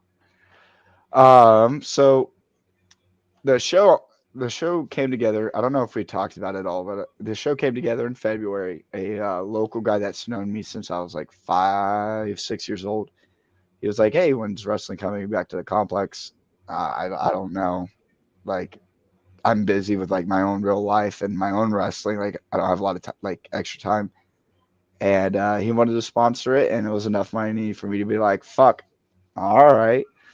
And so they came together in a span of a week, and then Unsanctioned Pro hopped in and wanted to be a part of it. And so I told him, hey, the expectation is if we do 125 tickets, that's right above the median of the average of like what we do here. That'd be like really, really good. We had 170 odd people in that place. It was fucking awesome, which may not be a lot, but in the sports complex and especially Spencer, like that venue makes it feel huge.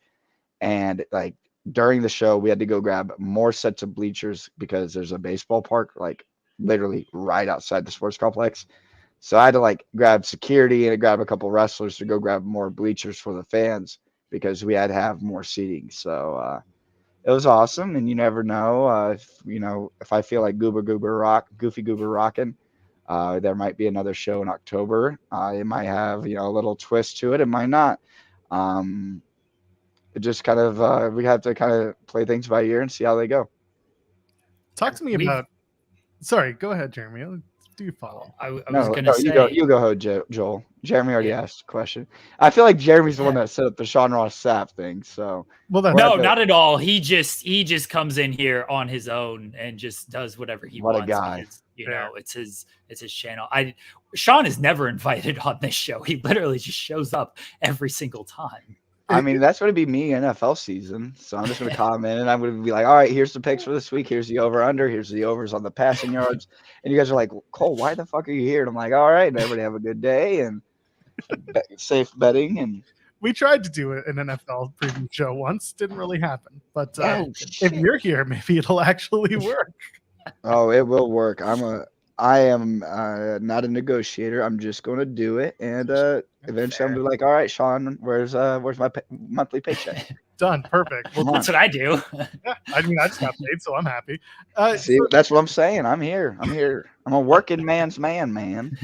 So about a month ago, I'm listening. That's right. You were having a hell of a match against a Japanese legend known as Yoshihiko. Can you talk to me about what it's like putting together a match with a legend like that? Were you nervous? And on top of that, what kind of stuff was pitched that you were just like, maybe I shouldn't try this with Yoshihiko? So how far back are we peeling the curtain on this one? Far back as you want, pal. All right, so we'll peel it pretty close to the thing. So basically the whole Yoshihiko match was like, you're wrestling a fucking doll.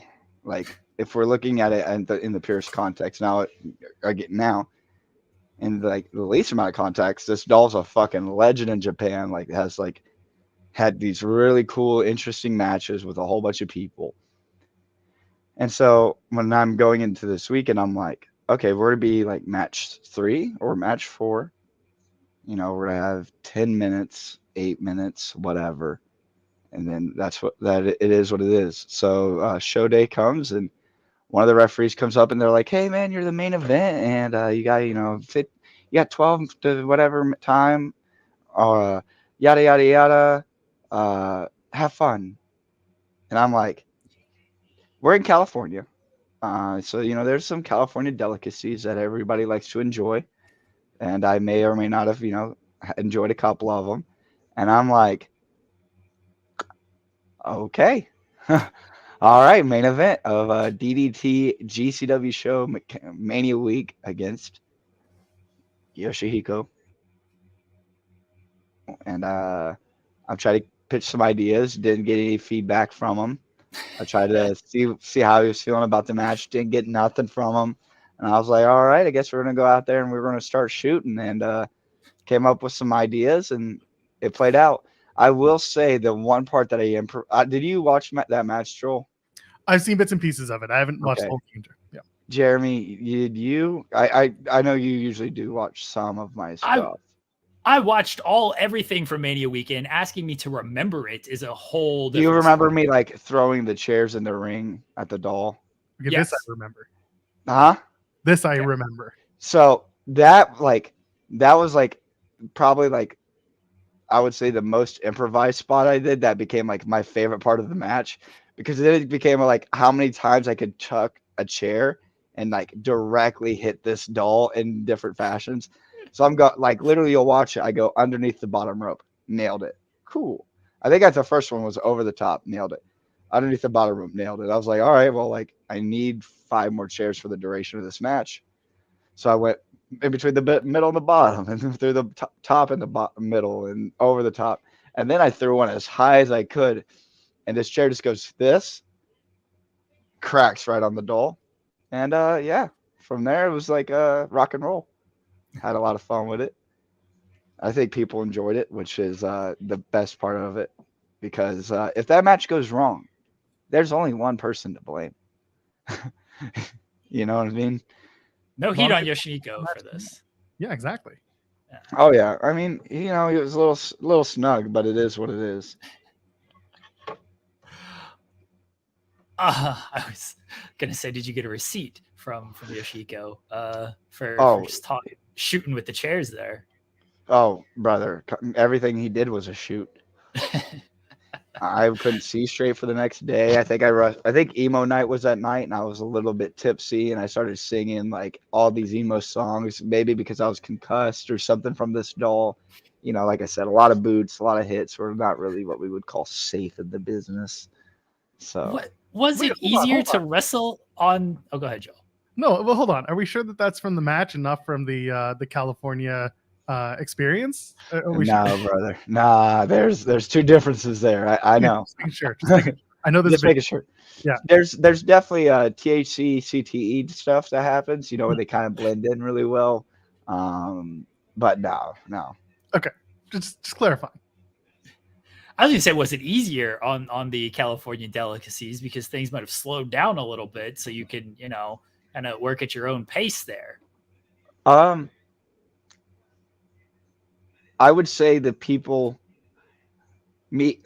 obviously Yoshihiko has an invisible man, so I made sure the person that was the invisible man was like somebody that I knew I could rely on. Honestly, I will say going into that match, I think I had I'm trying to think of it. I think I had one thing planned. And I was like, I'm just going to try to figure out how heavy this doll is and how easy it is to move around to do this. And then I get to the doll. And I'm like, okay, it's exactly what I thought it was going to be. And I was like, all right, where are these ideas? Do not know where these ideas are. Fuck, I'm about to wrestle this doll. Okay, they're on match 1 out of 9 matches. And I had no idea. And then it certainly then I just kind of started playing around and having fun with it. And then it just kind of built from there. I will say when I asked how much time we had, and we got, let's say we said 12 to 15. And I was like, oh, okay, sweet, 15. And they're like, you're going to go 15 minutes wrestling a doll? I went 14 minutes and 48 seconds for the record. And then that does include the post-match where I lost. So I bell to bell, 16 minutes. Thank you. Very proud of that. But no, honestly, that match was really cool. And it's I think it's one of those things where it's you always hear the thing, you're wrestling a broom. How can you make it entertaining? Well, I just wrestled a doll, and some people were actually entertained. And that's also really cool that people are willing to lose the reality of things for a little bit. The cat is popping me, just going across this. Cats don't give a fuck, dude. Our cat will just go wherever she wants to go. Doesn't matter. Will just disrupt anything you have planned. It's their house, not yours. Yeah, no, exactly. I'm merely the visitor. She spends more time in my house than I do. So our cat will go the long way, around the house, just if it means inconveniencing me. Doesn't matter. Can take the short route, or she'll go the long route to just inconvenience me. What do you make of the criticism when it comes to wrestling a doll? Because in Japan, in DDT, happens. People see it, not a big deal. Kenny Omega's wrestling a little girl. Kenny Omega's wrestled the doll. Kota Ibushi. In America, it's not, if you see this on national television, it becomes why is this on a national television type of program? But in Japan, not that big of a deal. What do you make of the criticism when it comes to this? I think I think us as Americans, we are more opinionated, and that goes for a lot of different stretches of life, whether that be your favorite NBA team, your favorite NFL team, MLB team. There's so many people that say this player sucks and this guy sucks and this guy sucks, and it's that guy that you're talking about is a one-of-one human athlete that will boat race you in everything that you do. So for me, wrestling like adult is like pro wrestling is art. Art has many different forms. Art is based on perception. Perception is, again, everybody has their own different perception. You're going to view Sean Ross Sapp differently than I do, different than Joel does, different than anybody. So then she's like, shut the fuck up. So I would just say it's like, there's definitely going to be people that are like, that's not wrestling, and that's not going to appeal to me. And it's like, okay, but there's people that are going to be tuning in that this does appeal to, and I'm going to appeal to those people. And guess what? I'm going to have more matches later on that might be more appealing to you, or I'm just not a guy that appeals to you, and that is perfectly okay, perfectly acceptable. I'll just read your shitty comments on Twitter and talk about how pale I am and how the Colts suck and all that. So, yeah. Well, I mean, you just second, can't give second part true. Yeah. Eddie, AR5 in the building. Let's go. Good luck. Let's talk about hardcore matches for a sec. You get beat up a lot. You get beat up with various weapons. How the hell do you? How? Like what drives someone to participate in deathmatch, hardcore, whatever type of wrestling? I know it's art, but like your body has to be kind of ready for that. How do you do it? Yeah, I usually prepare by like breaking about 50 glass bulbs and rolling around on the ground about a week out from the match, just to toughen up, just normal things. No, there's really no way you can really prepare yourself. It's more of a mindset thing, and I take great joy in doing things that people either think I shouldn't do or I'm stupid for doing, and I just like being able to people. It's God, it's so hard to figure out the right word for it. It's cool doing something that people have a real appreciation for. So the people that really appreciate deathmatch wrestling know that it does take a lot out of you. It hurts like a motherfucker for a week straight. Like anytime I stretch, it's like all my scabs are stretching, all the cuts are stretching out. And there are guys that do it way more than I do. Like, you know what I mean? And so it's I'm an adrenaline junkie by nature. I love anything that makes me feel like, oh shit, anything go wrong at any given point. And I like the feeling of after the match, covered in blood, being like, we got through that. You know what I mean? Like we did it. And just the crowds are really, really intense. The crowd, there's always something in the air. They're always ready to go crazy. They're always like bloodthirsty. You know what I mean? Do you have a weapon of choice? Bundle of 6 light tubes. Let's go. Bundle of 6 specifically. 6 specifically. Okay. 6 specifically. All right. Cole, you gotta stop. You gotta stop hurting yourself like this. Brother, we're pro wrestlers. We all hurt. Listen. Some people were meant to live fast, and I think that's kind of my style personally. I've never really thought I was here for a long haul, so we're gonna be nope, that was your break. We're gonna be pushing the gas pedal the whole time. You just pushed the brake, Cole. That feels like a sign that you're pumping the brake. It was almost a clutch, okay? So okay, well, let's not pump the brakes then. You've done a lot of international travel. I mean, you've been to Japan, you've been to the UK. I assume everywhere and anywhere is on the map. Hell, you did Canada. Talk to me about wrestling in Canada, because that's a whole other can of worms, and that's fairly recent. I got to see you at GCW Worst Behavior. We didn't get a chance to chat, unfortunately, but you had one hell of a night. Why not? I think you were busy, and you were at that venue. It was crammed. I couldn't get. Is that Toronto? In Toronto, yeah, at the Opera House. Yeah. Bro, I've never had like a bad fan interaction at a GCW event. Like that was like really made me go like motherfucker until that event. And I thought everybody in Canada was nice, and like I was like trying to get to the locker room. So like there's the front doors, and I'm the idiot that I was like, I'm gonna try to go down these set of stairs and go to the side to go to this locker room. And I went to go to the right side, so that way like I could just stick to the wall and I went to go like down the stairs, and like some dude shoved me back. And I was like, hey, excuse me. And again, mind you, it's fucking packed, right? Yeah. And I was like, I'm sure he thought I was just like somebody like trying to like get a better like standing point. But I had like my hood up and shit, and he like shoved me back, and I was like, are you fucking what? And luckily, like one of the security guards like came over, and he's like, where are you trying to go? And I was like, I'm trying to go to the fucking locker room.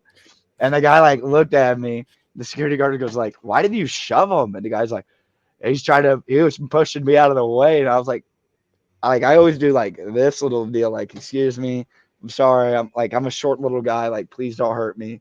I'm very fragile. But honestly though, besides that, like one dude that was just probably just stoned and drunk, and respect to it, brother. Dude, Toronto was so sick. Canada was fucking awesome. I'm not going to say I'm the biggest fan of what you guys call Timmy's. Thank you. By the way, I'm on your side. They're dog shit. I'll die on that. I will die on that hill, but I will sign up. I will only go to Timmy's though, because I can get chocolate milk there, and that chocolate milk in Canada is fucking good. He's right about that part. No, man, I've been very lucky to travel all over though. You know, like you said, went to Canada twice. Canada twice. I've been to England twice. Went to Japan, went to Mexico. So that was really cool. Hopefully doing a little bit more traveling later on this year and see how it goes. Send you to Australia. You and Shazza can have a deportation match. Like, we are all in agreement that we need to take care of that situation, right? Why? We can cut that. We can cut this from the interview. Like, absolutely. Don't get me wrong. Like, why are we so we can mean just to mute Shazza this part. McKenzie? Like, they can't read my lips. Like, we can just get rid of her. We can like shave her head, send her back with like a mohawk. You know, the mohawk are over there though. Yeah, that might actually work for her. I thought you guys wanted to help Shazza. I'm providing solutions. Oh yeah, totally. She's over with the government. Maybe this will get her more over. Who knows? True. I'm just saying, when she was like on this side of the screen, like I was doing really good camera work of just being like. We do need you had an extra chair there. We do need to like CGI somebody into that chair for you. No, it's actually the location of the Black Label Pro Championship while I am on Rec Twitch Mountain. Belts, yeah, fair. Yeah, show some respect. Sorry, okay. My bad. Come on. You're all right, Cole. Hey, you're a Panthers fan, right? Unfortunately, yeah. Why? I thought you guys were taking CJ. No, it seemed like it may be at first, but then by the week of the draft, all the chatter was Bryce Young. Yeah, we'll see. Hopefully they're right. They gave up a lot to get him. So Colts are still going to have a better record than you guys this year with Anthony Richardson. Let's go. Sorry, Joel, that's American football. Bust. We don't know the CFL like up. You know. Neither do I. It's fine. Joel doesn't know CFL, so I have to worry about that. I got a friend who took me to a CFL game once. I made it to the third quarter, and I was like, "And we're done." And I walked. You're like, "When's the high spot happening?" Pretty much. Cole, someone tried to make a Will Levis joke on the show on Friday, talking about like slipping in the draft. Joel just completely confused as to what was happening. What'd you think? He was some type of like a mathematician or something. Joel, you were like, why are we talking about math on this show? Just embarrassing performance. Like, I will never prey on a sport athlete's like an athlete's downfall in their sport. But I will say that there was like a small part of me that was like watching Will Levis like slip was like, okay, this is what I needed as a person to heal. Like, I needed to make sure that we as Colts did not take this guy. You know, I did not want this guy. Like, I like, he might be a great quarterback, but I need a dual threat. I need somebody that can get out of the pocket. I need a run threat with JT, with AR, and guess what? We don't have a lot of wide receivers, so that just kind of opens things up. And so, like, this is like my Shawn Michaels debut back whenever he found Christianity. I feel wholesome and back and together again. Until Will Levis kills y'all for 2 games a season in the same division. I don't think it's going to happen. I'm just in saying. Tennessee. Cole, you can't, these people that you don't know, you can't like pray for their downfall and stuff, because then the karma just comes back to get you. Karma is a cat sitting in your lap because it loves you. Hey, I'm here to agree with you. Will Levis is going to be a great backup in the NFL. But that doesn't mean he's going to win games against the Colts as a backup. Ryan Tannehill's the guy down there still for another year. God bless his soul. Cole, we have to let you go because thank half God, of your Pat time, McAfee I mean, show's really, almost coming up. Your entire time was, taken up, and then you kindly graced us with more time. Let everybody know where they can find you at and when the SpongeBob show will be happening. If the SpongeBob show is happening, I need a Fightful sponsorship. You hear Sean bragging about all his money. This is the problem. Pull Sean back into this. Pull Sean back into this. When he's talking about all this money he's making now, calling some favorites. Where's he at? Where's he at? I want to. God damn it! Do not make me message him and get his ass back on here. Call him out publicly. I hear that it works on Twitter. He's tired of me bugging him for money. So somebody else I will publicly shame him on Twitter. Go. But yeah, so nothing to plug about a SpongeBob show.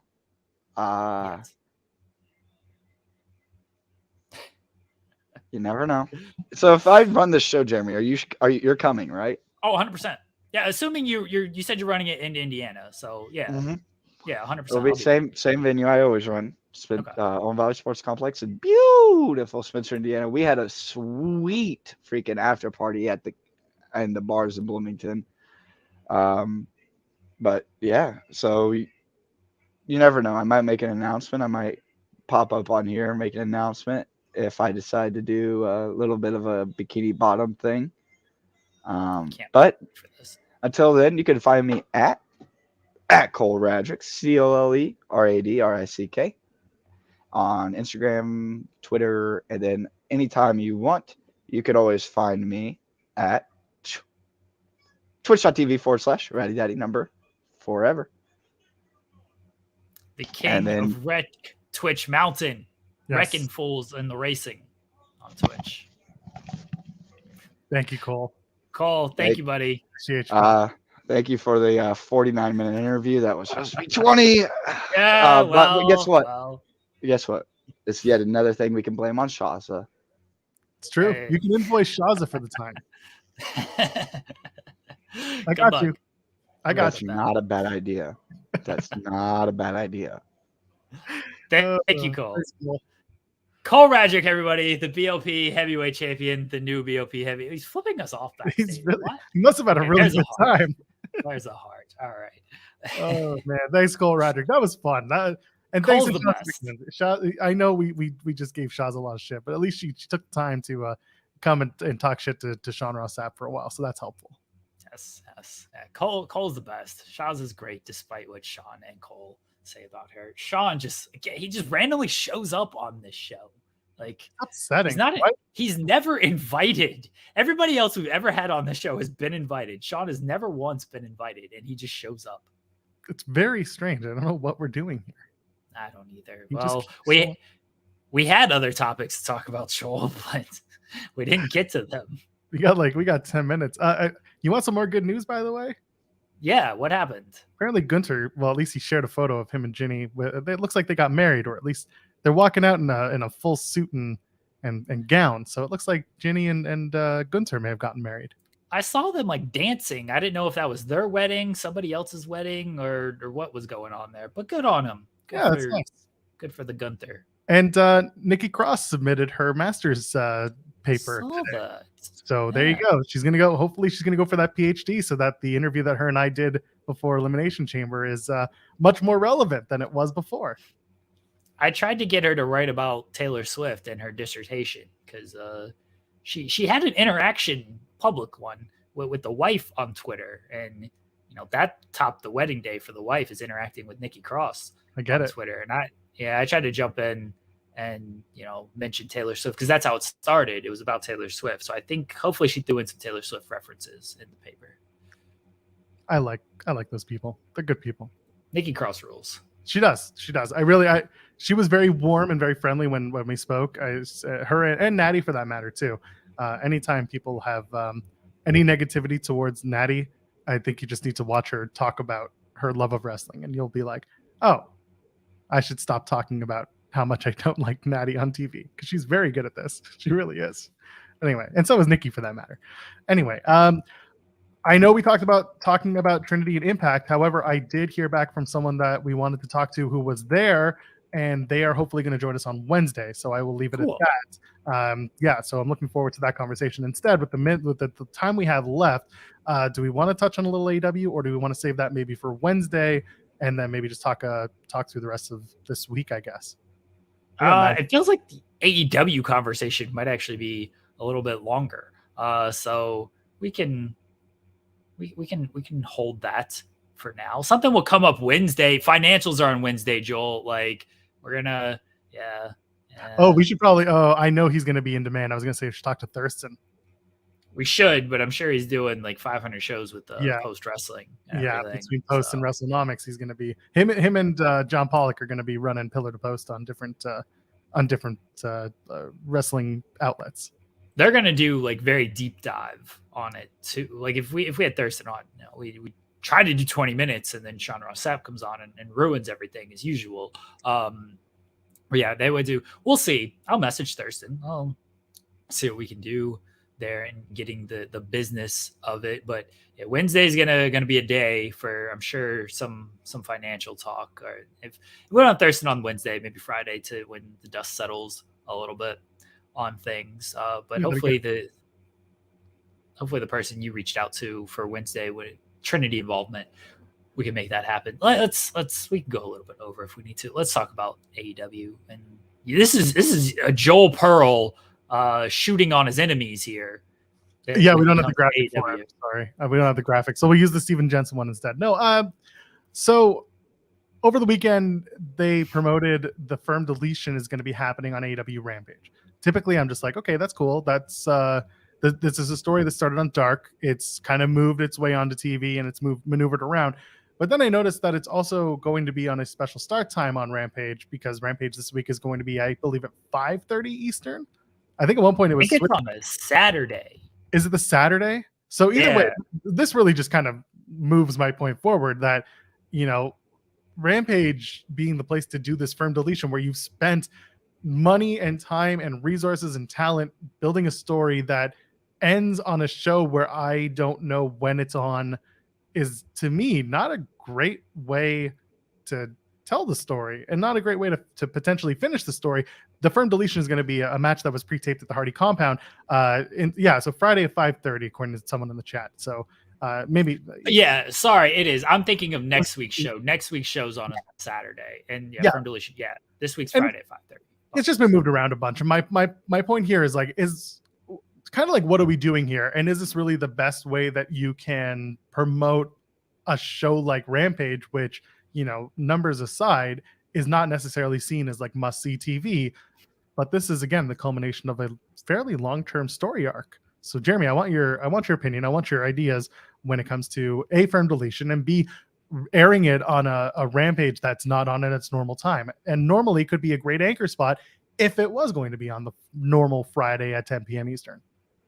I think this match is a way to get people to maybe tune in for Rampage at it's abnormal time, because otherwise, look, Rampage has just kind of become what it's become, right? Like it's a taped show, so people know what's going to happen beforehand if they want to read the spoilers and everything.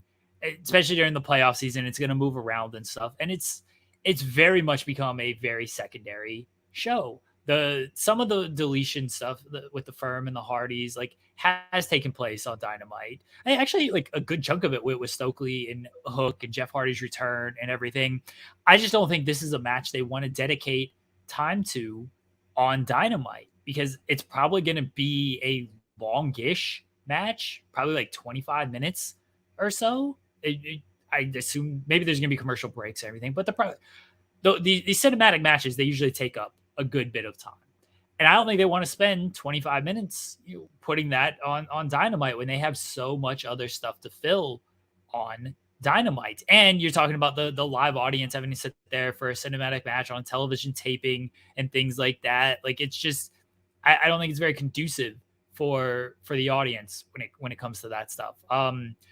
So I think that's why it is on Rampage, is because, okay, it's already a taped show. This is a taped thing. Let's just air it on Rampage. And I do think, like, it is a way to, whether it works or not, I don't know, because the time thing is going to be what it is anyway. But it is a way for, a hook for Rampage of, like, hey, you get to see the cinematic match. I think the bigger thing on this is more or less about Rampage and stuff. It's like, they're probably going to put this thing on YouTube, like the whole uncut thing on YouTube. And that's where they're really going to make whatever bank they can make out of this match. And it's not even so much about Rampage, which is where it's at, which is going to be where it's at if they add this second show, Collision. Rampage is just, it's the secondary show at this point. I think there are other motives when it comes to why the Firm Deletion is airing when it's airing and the show it's airing on. Remember when the Hardys did the Impact, the first deletion?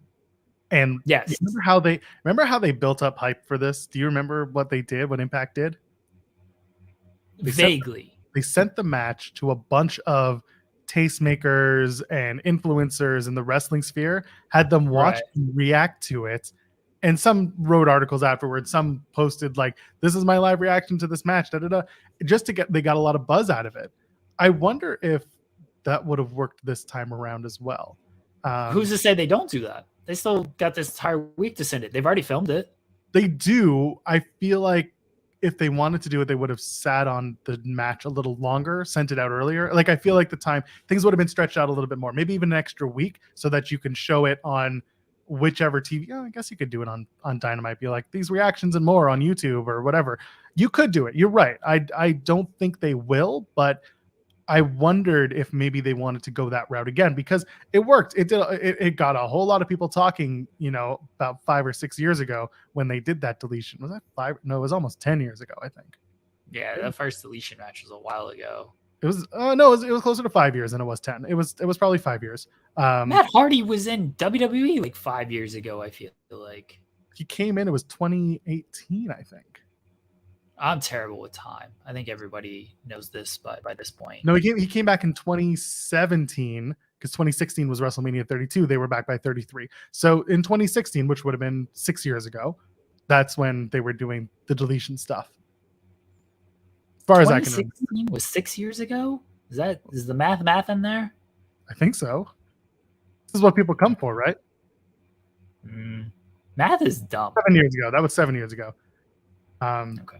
Yeah. Anyway, the point I'm trying to make is that they have an opportunity to maybe revisit that promotional tactic, because one thing AEW loves to do is rely on social media and rely on the internal wrestling discourse to kind of fuel some of their promotional tools. And it's not always a bad thing.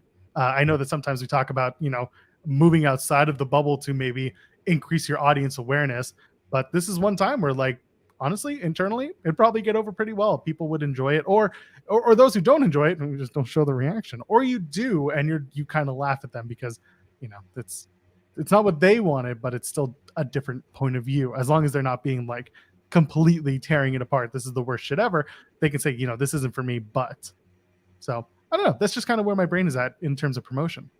I think the reactions, if they did this, which they're probably not going to, I think it's a good idea though. I think the reaction would probably be generally favorable, just because they do these matches. Matt knows how to do these matches. He knows how to put in like the comedy stuff. This has been sort of a comedy-ish storyline anyway in a lot of aspects.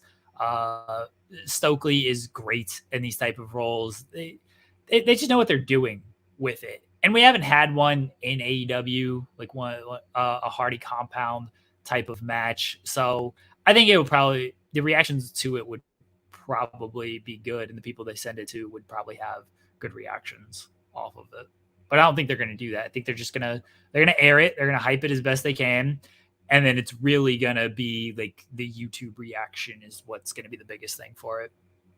Yeah, exactly. And You could have the match run throughout the entirety of Rampage, or have it go in and out of the show. Have it be the beginning of the show, have a match in the arena, and then come back to it here and there. I don't know. What do you think? It kind of anchors down the hour of Rampage. I want it to air. I guess it's probably the NHL playoffs are on Friday. It should air like during intermission of like the NHL playoffs. I don't hate that you're looking forward to, or anyone that you're looking forward to seeing drafted somewhere. Has anything else been announced for tonight? It's just draft night too. I don't know if there's matches or anything. I don't actually know what's on this show. I'm looking forward to the free agents. That they seem to get the best deal because they can work whatever show they want. Looking forward to whoever's left over as a free agent after the draft tonight. Brock Lesnar, number one pick, Brock Lesnar tonight. There we go. Yeah, I don't see anything here other than the draft. Cody Rhodes. I think Cody Rhodes, assuming he's on the show, I think he's got to do a hell of a promo too. And well, he's Cody Rhodes. He probably will do a hell of a promo. I think he has to do a hell of a promo to get this world heavyweight title thing to mean a little bit something when all he talked about was the WWE title. Yeah, we'll see where they go. This is going to be a hopefully good second half of the draft. It feels like this will be when Raw kind of gets their feet back, because after the first round, or after the first night, it felt like SmackDown picked up a lot of winners, a lot of strong suitors. But we'll see. It's gonna be a good night. Good night of wrestling, I hope. 3 hours of it starting tonight. And yeah, I got nothing else. Jeremy, plug the stuff. Let's go home. I don't know what we're plugging. Stay here to Fightful Overbooked. We have great shows like Tag Talk at Mondays, 3 p.m. Eastern, Coexisting Fridays at 3 p.m. Eastern. New episode of Strong Style with the birthday girl. Cher Delaware is up on Fightful Overbooked right now. Everybody can go check that out. Joel and Kate at 8 on Sundays at 8 p.m. Eastern. And FMC on Tuesdays at 8:30 a.m. Eastern. And I think that's a new episode of New Japan Bread Club went up last week. There will be another new episode the following week, next week. And yeah, we got a lot of stuff happening at Fightful Overbooked. And this is the first show kind of done, but big shouts to Will Washington. He's departing Fightful. He's moving on to other things, bigger, better things, I hope. And Will Washington he was part of the initial kind of Fightful Overbooked when we first started doing this. He told the story about he wanted to do a Dynamite review. I told him, you're Will Washington, you do whatever the hell you want. And he did that. That got promoted, rightfully so, to the main channel. And now, Will has he's been in this podcasting space for a very long time. And we work directly on some stuff, but even just indirectly listening to Will talk, you learn a lot from him. And I hope everybody was able to learn from Will in one type of way or another. And I said this, like, not only a great person to have in the wrestling, just like media space, just a great person overall, father, husband, friend. So big shouts to Will Washington. Yeah, absolutely. I echo those sentiments. And we are going to miss him on Fightful, but at the same time, there's I think great stuff coming up for Will. So good luck to Will on his future endeavors. I know that's such a cheesy line, but looking forward to Will telling everyone his next step. I'm just gonna pop up at his new job, wherever that might be, and just go, Will Washington, and then he's gonna have me kicked out of the building immediately. We're gonna say, like, the boss just being like, the hell is this guy? Yeah.